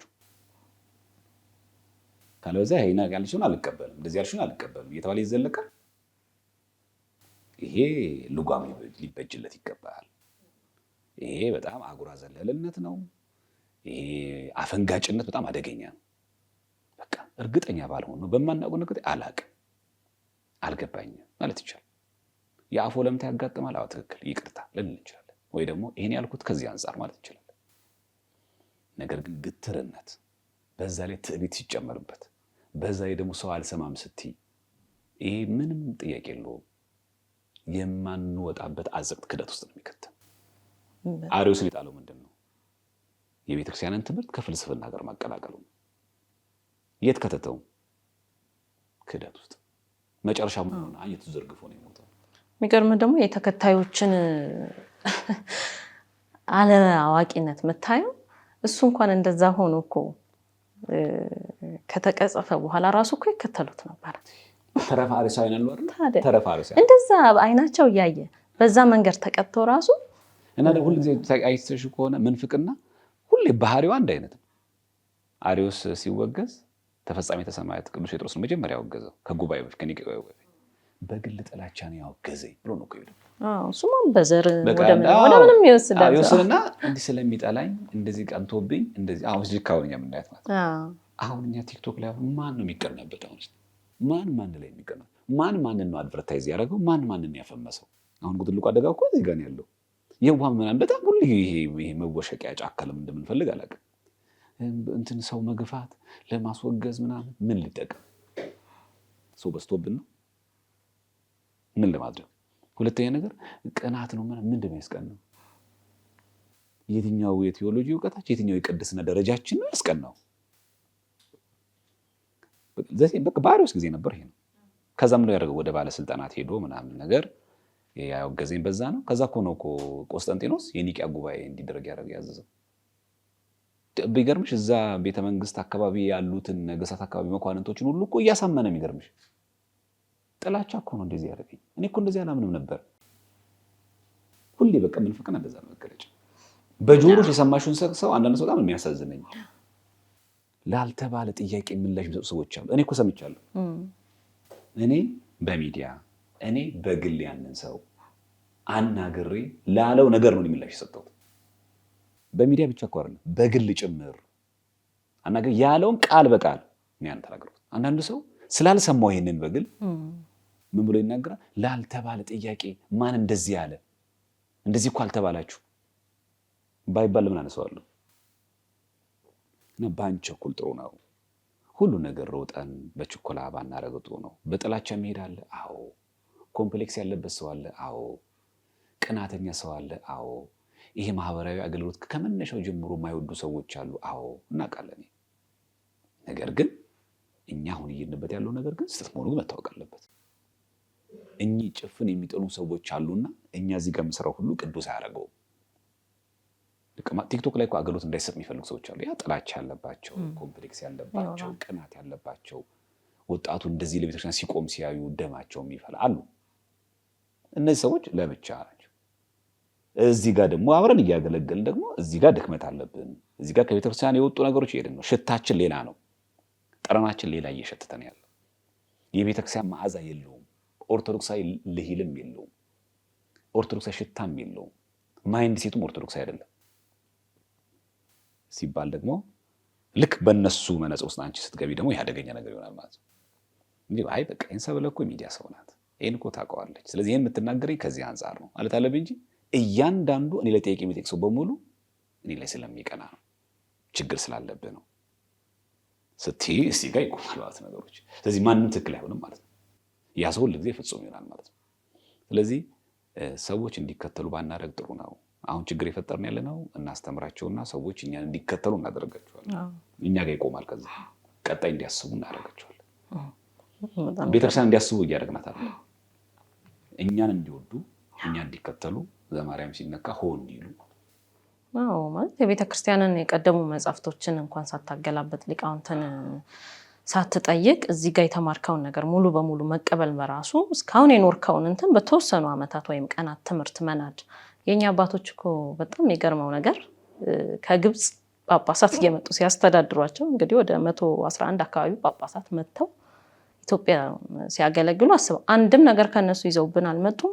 አንድም ነገር ከኛ ደግሞ አልወሰዱብንም። ወይም ያሬድ ዜማችንም አለ ያስጣሉን ነገር የለም። ጠብቀው ነው አባቶች እንግዲህ። አሁን ግን ስናየው የኛን እየተውን የሌሎችን በሁሉም ነገር ማለት ነው። አሁን አንዳንዴ የምናማተብበት ስርዓት አያለው አንዳንዴና የኛ እያለ እዛ ቤተክርስቲያን ሄዶ መቁረብ መፈለግ፣ እዛ ሄዶ ማስቀደስ መፈለግ፣ እነዚህንም ነገሮች በቃ የራስን ትተህ ወደዛ የመሄድ ነገር ነው። ይህንን ግን አባቶች እነሱ እንኳን በሚመሩን ጊዜ ያላደረጉት ነገር ነው። ሌላው አንድ ይሄ አሁን ብዙ ጊዜ ኦርቶዶክሳዊ ለዛ ኦርቶዶክሳዊ ሽታ የላቸውም ሶሻል ሚዲያ ላይ የሚያገለግሉ ወጣቶች ይባላል እና ምክንያቱም እኛ የራሳችን አገላለጽ አለን የኖርንበት ማለት ነው። ያ ነገር የለም። በቃ የሆኑ ግሩፖች አዲስ አይነት የኛ የማይመስል ልክ እኮ ሊሆን ይችላል፣ ውስጡ ላይ ምንም ስህተት የለውም። ግን ነገ ደግሞ የሚመጣው ትውልድ ጋር ሲደርስ ምን ይሆን ይሄ ስለዛ ወዝስ የሚባለው ነገር ሲጣጣል ስለማይ፣ ስለዚህ ምን ትላለህ? እኔ የኦርቶዶክሳዊ ትምህርት በኦርቶዶክሳዊ ለዛ መገለጽ አለበት ባይ ነው። ይሄ ማለት ኦርቶዶክሳዊ ለዛ ያለው ሁሉ ኦርቶዶክሳዊ ነው ማለት አይደለም። እና ከቤተክርስቲያን ወጥተው መሪጌታ ነኝ ዲያቆን ነኝ ምናምን እያሉ የቤተክርስቲያን ልሳን ኖሩት ከቤተክርስቲያን ትምህርት ውጭ የሚያስተምር ሰው አለ። ሁለቱም ማስተባበር መቻል ነው ያለብን። እኛ ኦርቶዶክሳዊ ገለጻዎችን ማወቅ አለብን፣ ኦርቶዶክሳዊ ትምህርቱንም መያዝ አለብን አስተባብረን። ትምህርቱ ያን መሆን ያለበት ያው አሁን ምንላቸው ወንድሞች እህቶቻችን ከመጡበት ካደጉበት ከሚያውቁት ነገር አንጻር በራሳቸው ኤክስፕረስ ያደርጋሉ። ይሄ ትምህርት እንዲህ ነው ብለው በራሳቸው መንገድ ሰው ይገልጻል። እንግዲህ ሰው ያደገውን አይደል የሚገልጸው፣ የሚያውቀውን በራሱ ባደገበት በዛው ይመጣል እና በቤተክርስቲያን በሰንበት ብዙ ጊዜ አለማለፍ፣ የአውደ ምሕረት ነገሮችን አለማወቅ፣ ብዙ ጊዜ ደግሞ እንደዚህ አይነት ልሂሎች ብዙ ጊዜ የሚመጡት ብዙ ጊዜ ሰንበት ብዙ ጊዜ ስታድጊ የቤተክርስቲያን ልጅ እንትኖቹ ለዛዎቹ ኦርቶዶክሳዊ ንግግሮቹ የቃላት መረጣዎቹ ከዛ ይመጣሉ ማለት ነው። እንደዛ ሆነው ቢገለጹ ኦርቶዶክሳዊ እሳቤዎች በጣም በጣም ገዢዎች ናቸው። ገዢ ብቻም ሳይሆን አስፈላጊም ናቸው፣ ግድ ናቸው። አሁን ለዛችን ጭምር ነው እየተቀየረ የመጣው። ኦርቶዶክሳዊ የሆነ ያለውንም ለዛ ነው። እየማረከም አይደለም ሰዎች ካላነጸ ምን ዋጋ አለው? ካላነጸ ምን ዋጋ አለው ማለት ነው። እና ከቀደምቶቹ ብንማር ሆይ ሆይ ብለው ብዙ አስጮኸው ብዙ ነገር ሚዲያው ላይ እንትን ብለው መጨረሻ ላይ ብዙ ሰዎች ምናቃቸው ነች። ይሄ ለማህበራዊ ሚዲያ አይሆንም የሚባለው ነገር ኦርቶዶክሳዊ ለዛውን ጠብቆ መስራት በደንብ ነው የሚሆነው። አረ በደንብ ለምን ነው የሚሆነው? በደንብ ነው የሚሰራው እንዴ። እኛ እኮ የምንከተለው መርህ በኑሯችሁ ሁሉ ቅዱሳን ሁኑ። እኛ የምንከተለው መርህ በጊዜውም ያለ ጊዜውም ጽና የሚል ነው እንጂ ቤተክርስቲያን ስትመጣ አውደ ምሕረት ስትሆን ኦርቶዶክሳዊ ለዛውን ጠብቀ አስተምር፣ ቲክቶክ ላይ ስትገባ ላይ እና ፌስቡክ ላይ ዩቲዩብ ላይ ግን እንደፈለክ አንቦራጭቅ የሚል የለም። የትም ቦታ ላይ ትምህርት ኦርቶዶክሳዊ ከሆነ ኦርቶዶክሳዊ ነው። እንግዲህ ጌም ጨዋታ ይዘን ከሆነ የጌም ጨዋታ ራሱን ችሏል። ከቱም ጌም ላይ ምን መንፈሳዊነት አይደለ? እዛ ነው የምትጫወቸው፣ እዛ ነው ጊፍቱን፣ እዛ ነው የምትሆኘው። እና የሆነ የማድነቅ እንደ አርቲስት የሚያደርገን ከሆነ ወይ ደግሞ እንደ አክቲቪስት የሚያደርገን ከሆነ እዛው በዛው መንገድ መሄድ ነው። ኦርቶዶክሳዊ ትምህርት ይዣለሁ ከተባለ ግን ኦርቶዶክሳዊ ልሂል መያዝ ግን ግድ ነው። እንዳውም ትምህርት ከጀመርን በሚገባ ኦርቶዶክሳዊ ነገሮች ሁሉ መጠበቅ አለብን። ሌሎች እንዲያይሉም ይላሉ። ለምሳሌ ሌሎች አህት አብያተ ክርስቲያናት እኮ እንዲህ ብለው ነው የሚጠሩት። እኛ እንደዚህ ብለን ብንጠራው ምን ችግር አለው? እሱም ከምን አንጻር መሰለሽ? ያው ለምሳሌ ሌሎች አህት ክርስቲያናት ላይ ባለባበስም ሆነ ባነጋገርም ሆነ ያልተለመዱ ነገሮች አሉ። ለምሳሌ ግብጾች በቅዳሴያቸው ጊዜ እግዚአብሔር ብለው ይጠሩት አላህ ብለው ይጠራሉ። በአረበኛ ስለሚቀዱስ ነው። ግን ሙስሊሞች የሚገልጹትን አላህ አንድ ገጽ፣ አንድ አካል፣ የማይወልደው የማይወረደው አይደለም። አይወልድም አይወርድም የሚሉት አይደለም፣ እግዚአብሔር ለማለት ነው። እኛ አሁን ቅዳሴያችን ላይ በቃ አላህ እንበላለን። እነሱ እንደዛ ይላሉ። ትክክል። እነሱ የሚሉበት መንገድ ምንድን ነው? የራሳቸው ቅብጥ ቋንቋ ስለጠፋ በአረብኛ ስለሚቀድሱ፣ በአረብኛ ደግሞ እግዚአብሔር ፈጣሪ ማለት አላህ ማለት ስለሆነ ነው። ይህን ቀጥታ ኮፒ ፔስት አናደርገውም። እዚህ ላይ አንደርስታንድ እናደርጋቸዋለን ምን እያሉ እንደሆነ። የቁርአኑን አላህ እንዳልሆነ ግን በጣም 100% እርግጠኛ ነን። በቅድስት ሥላሴ አንድነትና ሶስትነትም ስለሚያምኑ ማለት እኛ ስንገልጸው ምን እንደምንገልጸው የኛ ቤተክርስቲያን አጋለጿ በልብ መታሰቡ፣ በቃል መነገሩ፣ በቅዱሳት መጽሐፍት መዘገቡ ከፍ ከፍ ይበልና እንላለን። ስንጠራው ራሱ በጣም የሚገርም ስያሜ ይመጣል። በልብ መታሰቡ ማለት ኢየሱስ ክርስቶስን በልባችን ማሰቡ፣ ኢየሱስ ክርስቶስ የሚለውን ደግሞ በቃል መነገሩ፣ ኢየሱስ ክርስቶስ የሚለው በቅዱሳት መጽሐፍት መዘገቡ ከፍ ከፍ ይበል ማለት አሁንም ይጨምር። በልባችን መታሰቡ፣ በቅዱሳት መጽሐፍት መዘገቡ፣ ኢቭን በቃልኛ የምንናገረው ይጨምር፣ አሁንም ይብዛ ነው። ስንጠራው በዚህ ልክ መግለጽ አለብን። የኛ ገለጻችን ይሄ ነው። ኦርቶዶክስ ትውፊታችን ይሄ ነው። ለዚህ ነው እኮ ተአምረ ኢየሱስ እንደሚለው ተአምር ሲጀምር ገና ክብር ይግባውና ብሎ ይጀምራል። ሲጀምር ራሱ ጌታችን ክርስቶስ ክብር ይግባውና ሎቱ ስብሐት ብሎ ይጀምራል። ክብር ይግባውና ስለሚገባው እኮ እንጂ ኢየሱስ ክርስቶስ ተብሎ ይጠራው።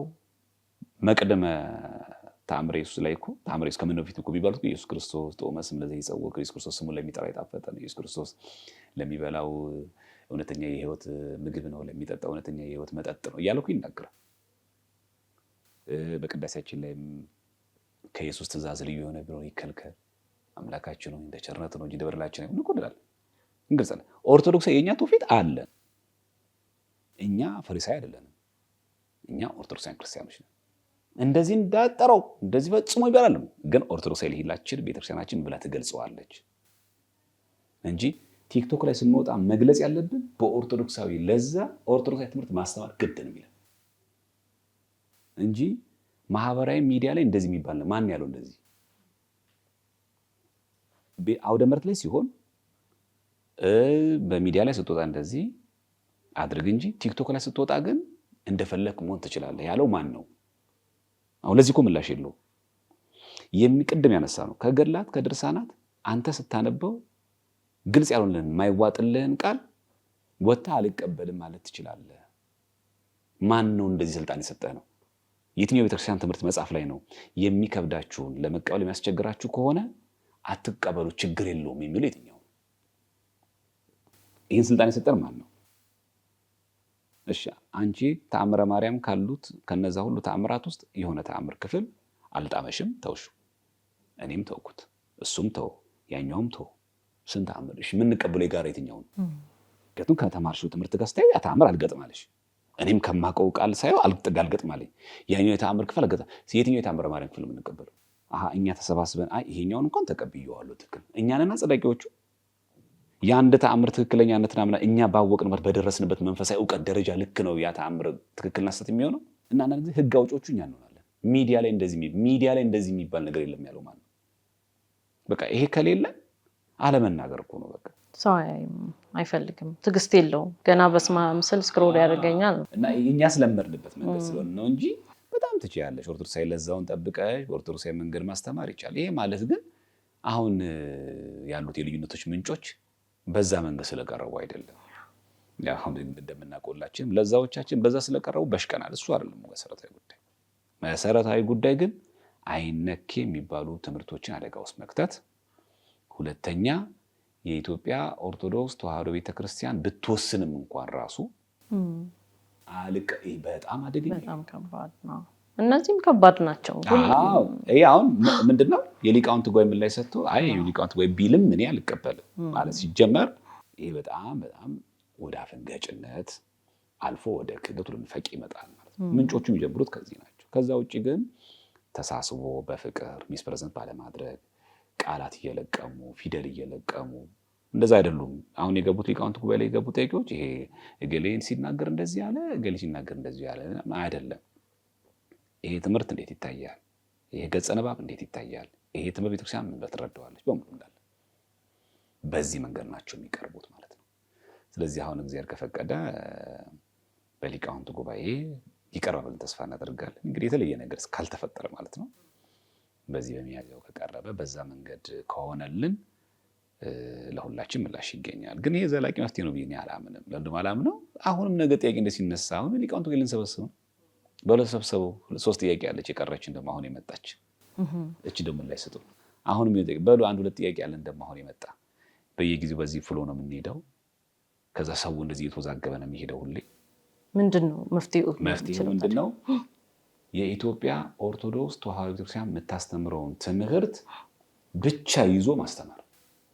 እነዚህ ሆን ተብለው የተፈጠሩ ነገሮች ለመሆንስ ኦርቶዶክስ ቤተክርስቲያንን ለመጣል መጽሐፍቶቿን ውድቅ ለማድረግ ምክንያቱም በተደጋጋሚ በታሪክ ነው እያልኩ አይደለም። እኔ ግን ቢሆንስ ማለት በተደጋጋሚ የተሞከረ ነው። እስከ መጨረሻውን ቤተክርስቲያን ስትፈተን የምትኖር ናት። በተለይ የኢትዮጵያ ኦርቶዶክስ ቤተክርስቲያን ማለት ነው በጣም ማንነቷን ይዛ ስለኖረች። ከዛስ አንጻር ሆን ተብሎ የሚደረግስ ነገር ከሆነ መፍትሄው ምንድን ነው? ለዚህ መፍትሄ ቤተክርስቲያን ማበጀት አለባት ራሷን። ምክንያቱም ሕግና ስርዓት አላት። እንኳን እኛን ቀርተን እዚህ ግቡ ማንባል አገልጋዮች ቀርተን ፓትርያርክ እንኳን መናፍቅ ሲሆን እንዴት አድርጋ ማየት እንዳለበት ቤተክርስቲያን ስርዓት አላት። ፓትርያርኩ በሌለበት ኑፋቄው ታይቶ ተመዝኖ አስፈላጊ ከሆነ ይወገዛል በቅዱስ ሲኖዶስ። እንኳን እኛ ማለት ቤተክርስቲያን በነገር ሃይማኖት ትምህርቷ ላይ ድርድር የለባት። መጀመሪያ ትመክራለች፣ ትዘክራለች። አልመለስ ስንል ታወግዘናለች። እድል ግን ሰጠናለች። አሁን የነዚህ ሁሉ ሂደቶች ግን ያለማወቅ ናቸው እስከ ጀርባቸው ተልእኮ አለ የሚለው አሁን በሚወሰነው በሊቃውንት ጉባኤ ምላሾች የሚጣራ ይሆናል ማለት ነው። ሁለተኛ ነገር ደግሞ አሁን ያለችው የኢትዮጵያ ኦርቶዶክስ ተዋሕዶ ቤተክርስቲያንን ቅዱስ ሲኖዶስ ይሳሳታል። አዎ ፓትርያርኩ ሊሳሳቱ ይችላሉ። አዎ ሰዎች ናቸው። ቤተክርስቲያን ግን አንዲት ናት፣ ቅድስት ናት። ቤተክርስቲያን አሐቲ ናት። ይሄ እኮ በነገራችን ላይ ሀሳቡ ምንጩ የመጣው እኔ የምፈልገውን ሀሳብ የሊቃውንት ጉባኤ ካጸደቀ ይሄው ቤተክርስቲያን እኮ ብላለች ለማለት፣ እኔ ካልኩት ውጭ ከተናገረች ደግሞ ሎካል ቸርች እኮ ትሳሳታለች ለማለት ነው። በሁለት ቢላ ለመብላት ነው ጨዋታ የመጣችው። እሳቤው ምንጩ ከዚህ ነው የመጣው። ለሁለቱም ያመቻል። የምትሆን ምንልሽ ከሆነ ፖለቲካ እየተሰራ ነው ማለት ነው።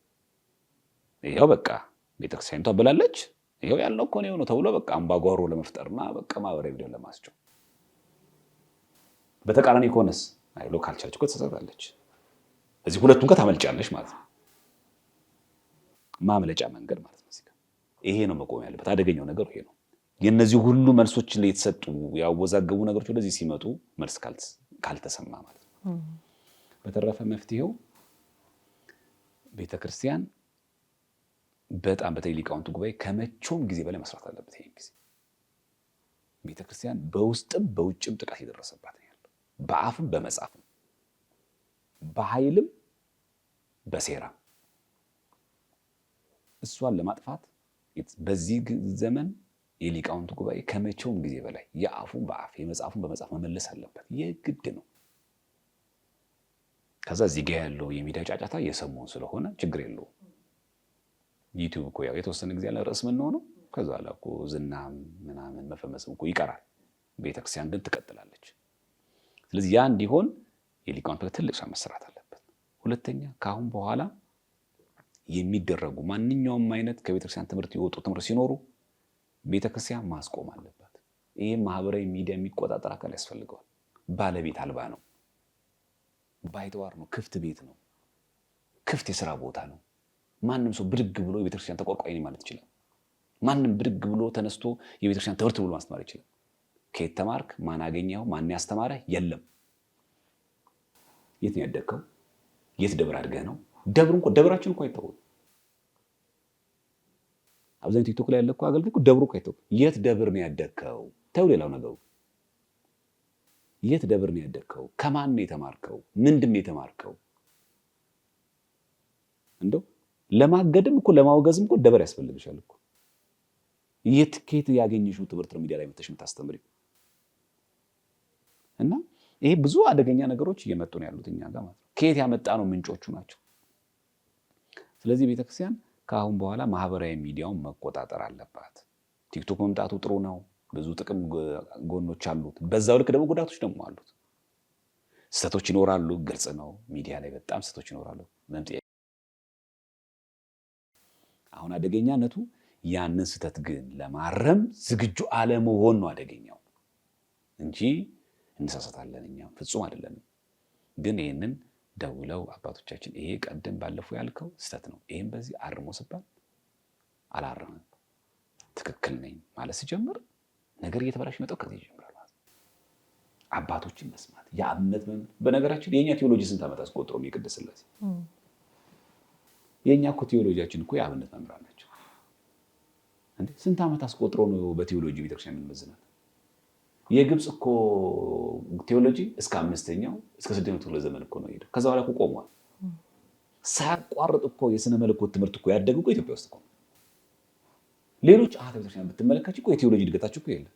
የኛ የአብነት ትርጓሜ ቤቶች ተመልከቻቸው። ስነ መለኮት እንዴት ነው የሚተረጉ? ሃይማኖት አሁን አትመለከቹ እንዴ? ድርሳነ ቄርሎስን አንመለከተውም እንዴ?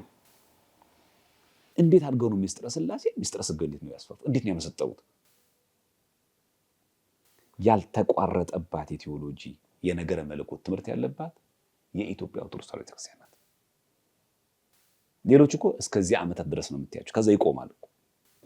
ይሄን አክል እድገቱ እኮ ይሄን አክል እኮ አልሄደም። ሌሎች አሃተ ቤተክርስቲያናት ከ5 ከ6 ጊዜ በኋላ በግብፅ ውስጥ ይሄን አክል የታድሶ እንትን ውስጥ ባንዶ የቴዎሎጂ እድገቱ እኮ ይሄን አክል እኮ አልሄደም እኮ የሥነ መለኮት ትምህርቶች። የኛ ግን እስካሁን ዘልቆ መጥተው ከዚህ ከቅድስት ሥላሴ መንፈሳዊ ኮሌጅ በፊት ከቅዱስ ጳውሎስ መንፈሳዊ ኮሌጅ በፊት የነበሩ ምንድን ናቸው? የአብነት ትምህርቶች ነበሩ። ሊቃውንቶች የሚፈሩበት፣ የመጽሐፍ ትርጓሜ መምህራን የሚወጡበት፣ የቅኔ መምህራን የሚወጡበት ደረጃዎች ደግሞ አሉት። የመጽሐፍት መምህር ለመሆን መጀመሪያ ቅኔ ማወቅ አለብሽ፣ የቃል አገባብ ማወቅ አለብሽ። አሁን እኮ ችግሩ የቃል አገባብ ሳናቅ መጽሐፍቱ ሳናቅ ይሄ ሊቅ እኮ እንደዚህ ያለ፣ ይሄ መጽሐፍ ላይ እኮ እንደዚህ ያለ፣ ምኑን አውቀን ነው እንደዛ የምንለው? ችግር በነገራችን ላይ እኮ አባ ጊዮርጊስ ዘጋስጫ እንደዚህ ያለ መጥቀስ እኮ ሊቅነት አይደለም። አባ ጊዮርጊስ ዘጋስጫ ቤተክርስቲያን ያለችበት የምትረዳበትን መንገድ ነው ካልተረዱት እኮ ሚስ ፕሬዘንት አድርጌያለሁ ማለት እኮ ነው እንጂ የአባ ጊዮርጊስ ዘጋስጫን የአትናቴዎስን መጽሐፍ የቅዱስ ቄርሎስን መጽሐፍ መጥቀሴ ብቻ ራሱ መንፈሳዊ አያደርገኝም።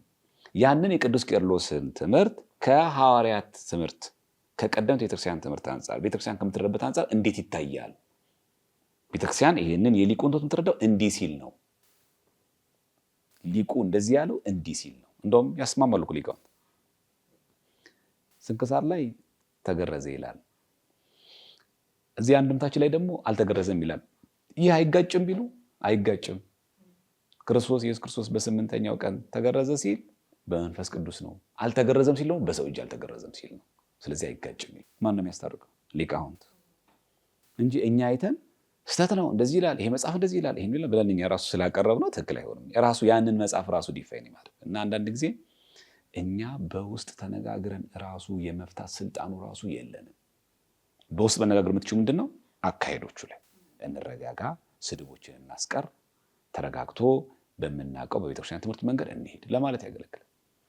በተረፈ የኛ የጋራ በነገር ሃይማኖት መስማማት የቤተክርስቲያን አቋም ሊሆን አይችልም። ተስማሙልኝና እናንተ ያመጣችሁልኝን ይፋዊ ያደርገዋል አትለም። ቤተክርስቲያን የራሷ ትምህርት አላት፣ የራሷ መመዘኛ አለ። ያ ነው የሚሆነው መንገዱና አሁን ሰውም ከጥላቻ ርቆ ከግሩፒንግ ርቆ ቤተክርስቲያን አንዲት መሆኗን አውቆ ምላሿን በትዕግስት መጠበቅ አስፈላጊ ነገር ነው። የሊቃውንት ጉባኤ ደግሞ ከመቼውም ጊዜ በላይ በተለይ ሚዲያ ላይ ስለሆነ አሁን ሰው ያለው እንዳይሰነካከል እንዳይጠፋ እግር በእግር እየተከታተለ ምላሽ መስጠት ተገቢ ነው። እንደዚህ ካደረግን እንስተካከላለን። ከዛም ማህበራዊ ሚዲያ የሚቆጣጠር አካል ያስፈልገዋል። እያንዳንዳችን መፈተሽ አለብን።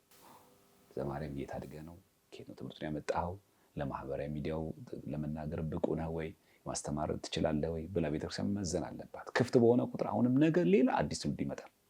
ምክንያቱም ማንም ስማርትፎን ያለው ቲክቶክ ይከፍታል። ማንም ቤተክርስቲያን ያደገ ሰው ተነስቶ አስተማሪ ይሆናል። ማንም ተነስቶ ፈላጭ ቆራጭ ይሆናል። ማንም አዲስ ትምህርት ሊያመጣ ይችላል። ይሄ የምንቆጣጠርበት መንገድ እስከሌለ ድረስ እየተጨቃጨቀ እንቀጥላለን ማለት ነው። የዋህ መናን ደግሞ የተሰነካከሉ ይመጣሉ፣ ግራ እንደተጋቡ ይቀጥላሉ ማለት ነው።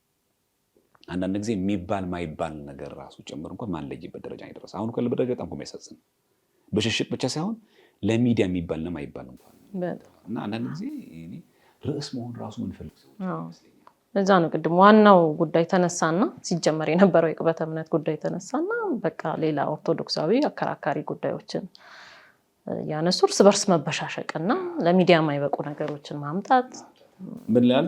ስርዓት ባላት ቤተክርስቲያን ውስጥ እያለ ስርዓት አልበኛ ሆነ። መዋቅር ባላት ቤተክርስቲያን ውስጥ ሆነ መዋቅር አልባ ሆነ። ህግ ባላት ቤተክርስቲያን የህግ ባለቤት ያላት መድኃኒተ ኢየሱስ ክርስቶስን የያዘች ቤተክርስቲያን ውስጥ ሆነን ሰራይ ህግ የሆነ መድኃኒተ ኢየሱስ ክርስቶስ የመሰረታት ቤተክርስቲያን ውስጥ ሆነን ከስርዓትና ከህግ አልባ ነው የሆነው።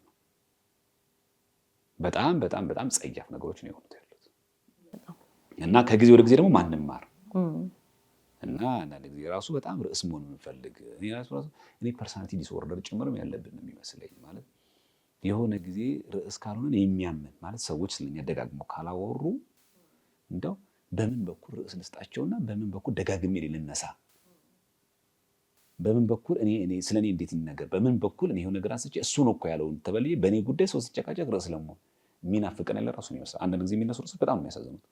አንዱን ሳጨርሽው አንዱን ሳጨርሽው እንደው በዲቤት ሳናነሳው እንደው ከመናፍቃን ጠይቆስ ቢሆን ኖሮ መናፍቃን አንስተውት እኮ ምላሽ እየሰጠን ነው ይባላል። እውነት ወይ ደግሞ ከአሕዛብ አንስተው አሕዛብ ጠይቀውን እኮ ስናነሳው እሱ ሲመልስ እንደዚህ ያለ እኔ ስመልስ እንደዚህ ያልኩኝ ይባላል እኮ። መናፍቃን ሳያነሱት ሌሎች የውጭ አካላት ሳያነሱ የምን ትንኮሳና የምን ቅብብል እንደሆነ አላውቅም። ከመቼ ወዲህ ነው ደግሞ እኔ በግሌን አልቀበልም ይህን ነገር አለመቀናበታለኝ የማለት ስልጣኑ ከመቼ ወዲህ የተለመደ ትምህርት ነው? ከየትኛው የመጽሐፍ መምህር ነው ያገኘው?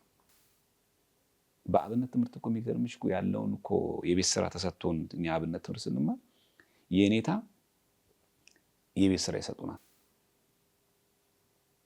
የቄስ ትምህርት ስንማር ድቁና ስንማር የቤት ስራ ሰጥተውን ከመጽሐፍት ይሄንን አንብባችሁ ምላሽ ይዛችሁ ይባላል። እንዳለ ሁላችን ተዘጋጅተን እንመጣለን። የሚጨበጨብለት ሰው የለም። ሁላችን ካቀረቡን በኋላ ትክክል የሆነውን እኮ የነገሩ መጨረሻ ላይ ነው። አንተስ የዚህ ጥያቄ ምላሽ ምንድን ነው? ይሄ ነው። አንተስ መጨረሻ ላይ እሺ ትክክለኛው የእሱ ሀሳብ ነው ይባላል። የአንድ ሰው የዚህ ሰዓት ስህተት የሆነው አወቅን ማለት ነው። ትክክለኛው ማን እንደሆነ አወቅን ማለት እሱ መጥቶ ትክክለኛው ብላ ያበሽቀን። እሺ በጣም የሚገርመው እኛም ደግሞ የቤታችንን ስሜትም አይሰማንም። እሺ ኖርሙ እኛ አሁን ማህበራዊ ሚዲያ ላይስ አሁን የሊቃውንት ጉባኤ የሆነ መልስ ቢመልስ ልንጎርር ነው ልናበሽ ማንም እናበሽቀው። ትክክል የሆነው እኮ እኛ ሳይሆን ቤተክርስቲያን ናት። እኛ ስላልነው አይደለም ትክክል የሆነው ቤተክርስቲያን ስላለችው ትክክል የሆነው እንጂ እኔ ያልኩትን ነገር ሊቃውንት ጉባኤ ምላሽ አዎ ትክክል ነው ቢል ዘማርያም ትክክል ስለሆነ አይደለም ቤተክርስቲያን ትክክል የሆነችው። ቤተክርስቲያን ትክክል ስለሆነች ነው ትክክል የሆንኩት። ማንም አያበሽቅም። ታረሙ ብንባል ደግሞ ይሄ ሂሰት ነው። እሺ ትክክል ነው። የኔ እውቀት ተከፍሎ አለብኝ እውቀት አስተካክለዋለሁ ማለት ነው። በዚህ መንገድ ነው የምንሄደው እንጂ ቤተክርስቲያኒቷን የኢትዮጵያ ኦርቶዶክስ ቤተክርስቲያንን እያጣጣሉ በውጪ መጽሐፍቶችና በውጪ ብቻ አባቶች እየመዘኑ የእኛን ሊቃውንት ትምህርት ዱጋመድና እንደ ፋራ እንደ ኋላ ቀር ያደርጉ የመቁጠር አባዜ በጣም አዝማሚያው በሙሉ ወደዛ ገደል የሚከት አካሄድ ከቀን ወደ ቀን ማለት ነው። ርዕሶች እየተቀያየሩ ርዕሶች እየበዙ እንደው አንዳንድ ጊዜም ጭርስ ይላል ወድም ነው የሚመስለው።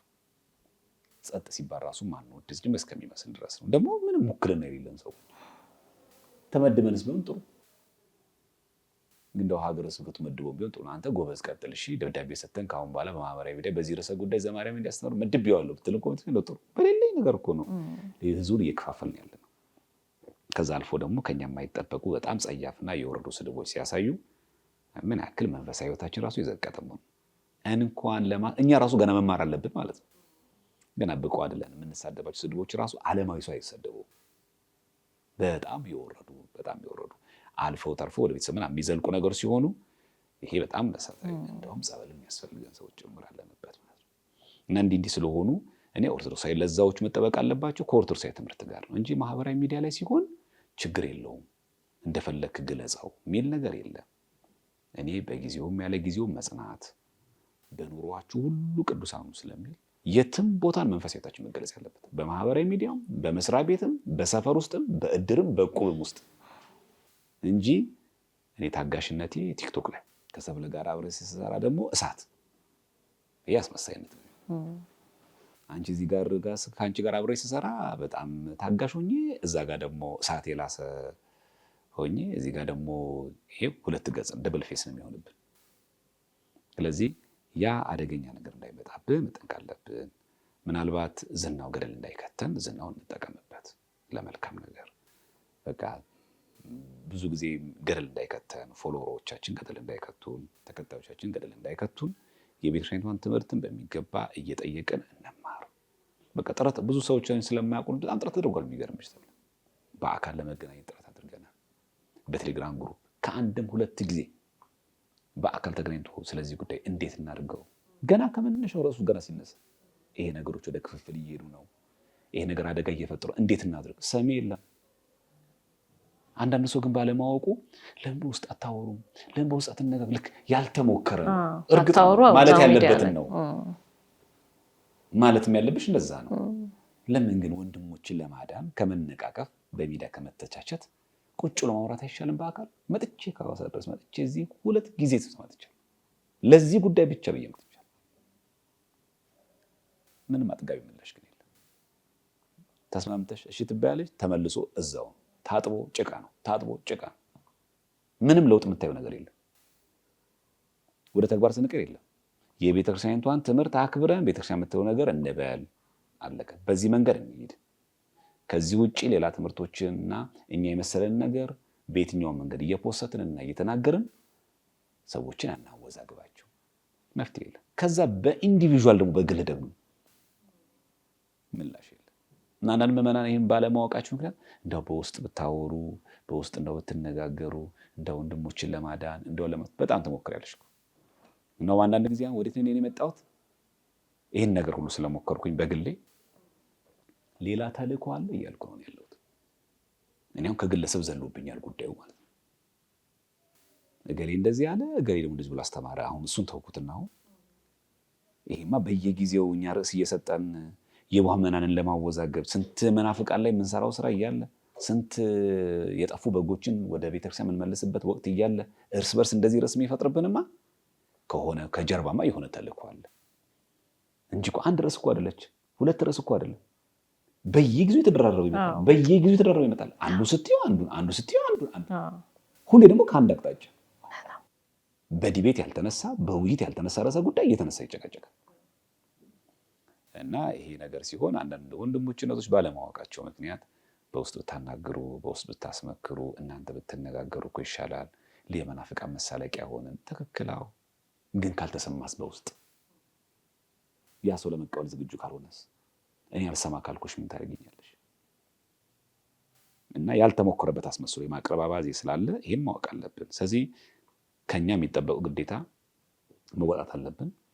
አሁንም ቢሆን እንደዚህ ስለሆነ መሰደብ አይገባንም። የማንንም ጥፋት መመኘት የለብንም።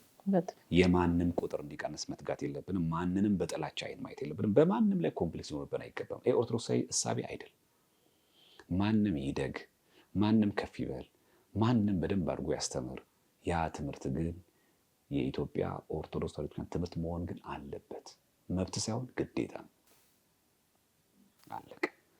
የግብፅ ኦርቶዶክስ ቤተክርስቲያን ከሆንም የኮፕቲክ ትምህርትን ኮፕቲክ ነኝ እኔ ብሎ ማስተማር ይቻላል። በቃ ይሄ መብቱ ነው። እኔ ከእንግዲህ እንድታቁኝ እኔ የኮፕቲክ ኦርቶዶክስ ነኝ። በኮፕቲክ የራሷ ሎካል ትራዲሽናል አይደል?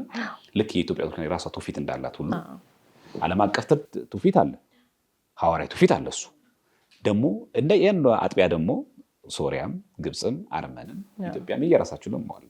በዛ ትውፊት መሰረት በግብፅ የራሷ ትውፊት አላት፣ ኢትዮጵያም የራሷ ትውፊት አላት።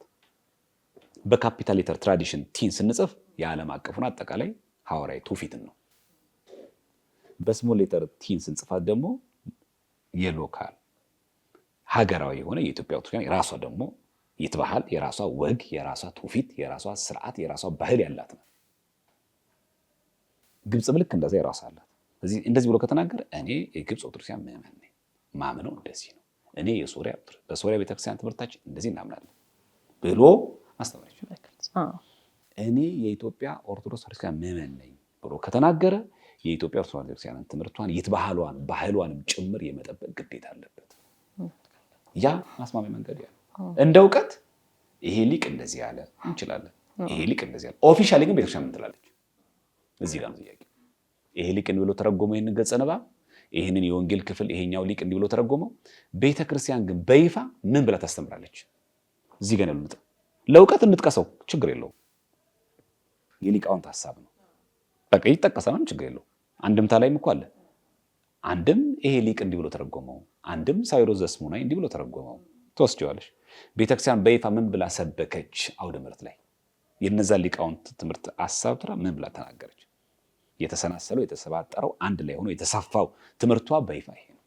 ስለዚህ ቤተክርስቲያን የተለካ የተሰፈረ ያለቀ ጥንቅቅ ያለቀ ትምህርት አላት። ያንን አውደ ምሕረቷ ላይ የምናስተምረው ትምህርት ነው ደግመን ቲክቶክ ላይ የምናስተምረው እንጂ የቲክቶክ ኦርቶዶክስ ሌላ መርህ ያለችው ኦርቶዶክስ ሌላ ልትሆን አትችልም። ቲክቶክ ላይ እንደፈለክ ተናገር፣ እንደፈለክ ተቀበለው፣ እዚህ ጋር መጥተህ ደግሞ ይባል ነገር የለም። ለዛ ነው እኮ መናፍቃን የሚሳለቁት የቲክቶክ ኦርቶዶክስ ብሎ የሚሳለቁት ለዚህ ነው። ሌላ አይነት ትምህርት ስለሆነ ማለት ነው። ስለዚህ መፍትሄው የሚሆነው እንደ እውቀት እንዲነዘው እንችላለን። መረጃ ይዘሽ አንቺ አባ ገሌ እኮ እንዲህ ናቸው ይባላል፣ ዲያቆን ገሌ እኮ እንደዚህ ነው፣ መረጃ ነው። ግን ዲያቆን በተመለከተ ቤተክርስቲያን የምታስተምራለች። አለቀ። ቅስና ማለት ምን ማለት ነው? ታስተምሪያለሽ፣ አለቀ። ስለዚህ በእኛ ቤተክርስቲያን ያለውን ትምህርት በይፋ የማስተማር ግዴታ አለብን። መፍትሄው ይሄ ነው።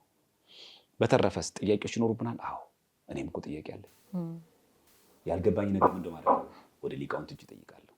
የጋራ ጥያቄዎች ከሆኑስ ሰብሰብ ብናርጋቸውና እግዚአብሔር ይመስገን የሊቃውንት ጉባኤ ላይ እናስገባው። የሊቃውንት መልስ ይስጡ፣ እንጠብቃቸው። ቀና መልክ ሌላ ጀርባችን ሌላ ተልእኮ ከሌለ ሌላ ከጀርባችን የተሸከምነው ከረጢት ከሌለ የኑፋቄ የክህደት ሌላም ተልእኮ የፖለቲካም ከሆነ ካሌለው ንጹህ ከሆነ ሰድሮ ጥያቄዎችን ሊቃውንት ጉባኤ ጋር መጥቶ ሩቅ አይደለም አሉ ቀርበን እነዚህ ጥያቄዎች ፈጥረውብናል፣ እናንተ አባቶቻችን ሊቃውንት መምህራን መልሱልን፣ አለቀ። ጤናማ ጭንቅላት ካለ የተፈጠረበት ጥያቄ እየሰበሰቡ ማቅረብ። በተረፈ ከዚህ ወጥተን ግን የሊቃውንት ጉባኤ ሳይጠየቅ ያልገባን ነገር በሙሉ እየወጣን እኔ እንደዚህ ነው የምቀበለው፣ እኔ ይሄንን ነገር ከዚህ አንፃር አልቀበልም ብለን ግን ሚዲያ ላይ እንደፈለግን ግን የመናገር ግን መብቱም ስልጣኑም የለንም። የቤተክርስቲያንን ስርዋጽ ያለባቸውን የተቀላቀለ ነገር ያለባቸውን መጽሐፍቶች አርሞ የማስተካከል ስልጣን የቅዱስ ሲኖዶስ ነው። ከኛ የሚጠበቀው ያን ያልገባን ነገር መጠየቅ። ስለዚህ አሁን ተጠባቂውና ትልቅ የመፍትሄ አካል ሊሆን የሚችለው ያስገባችሁት ጥያቄ አለ። ለሱ የሊቃውንት ጉባኤ ምላሽ ከሰጠ በኋላ የሚታየው ነገር ተልእኮም ይሁን ስህተትም ይሁን የሚለይበት ነው። ስለዚህ ከቤተ ክርስቲያን ከሊቃውንት ጉባኤ ምላሽ በጉጉት እንጠብቃለን ማለት ነው። ዲያቆን ዘማርያም በጣም አመሰግናለሁ ለነበረን ቆይታ። በተለይ ደግሞ እንደዚህ በጭፍን የሚከተሉ ሰዎች ቆም ብለው እንዲያስተውሉ ያደርጋል ብዬ አስባለሁ። ይሄ ውይይታችን ስለነበረን ቆይታ በጣም አመሰግናለሁ። ተመልካቾቻችን ከዲያቆን ቴዎድሮስ ወይም ዘማርያም ጋር የነበረን ቆይታ ይሄንን ይመስል ነበረ። በሌላ መርሃ ግብር ደግሞ ደግመን እስከምንገናኝ በቸር ቆዩን።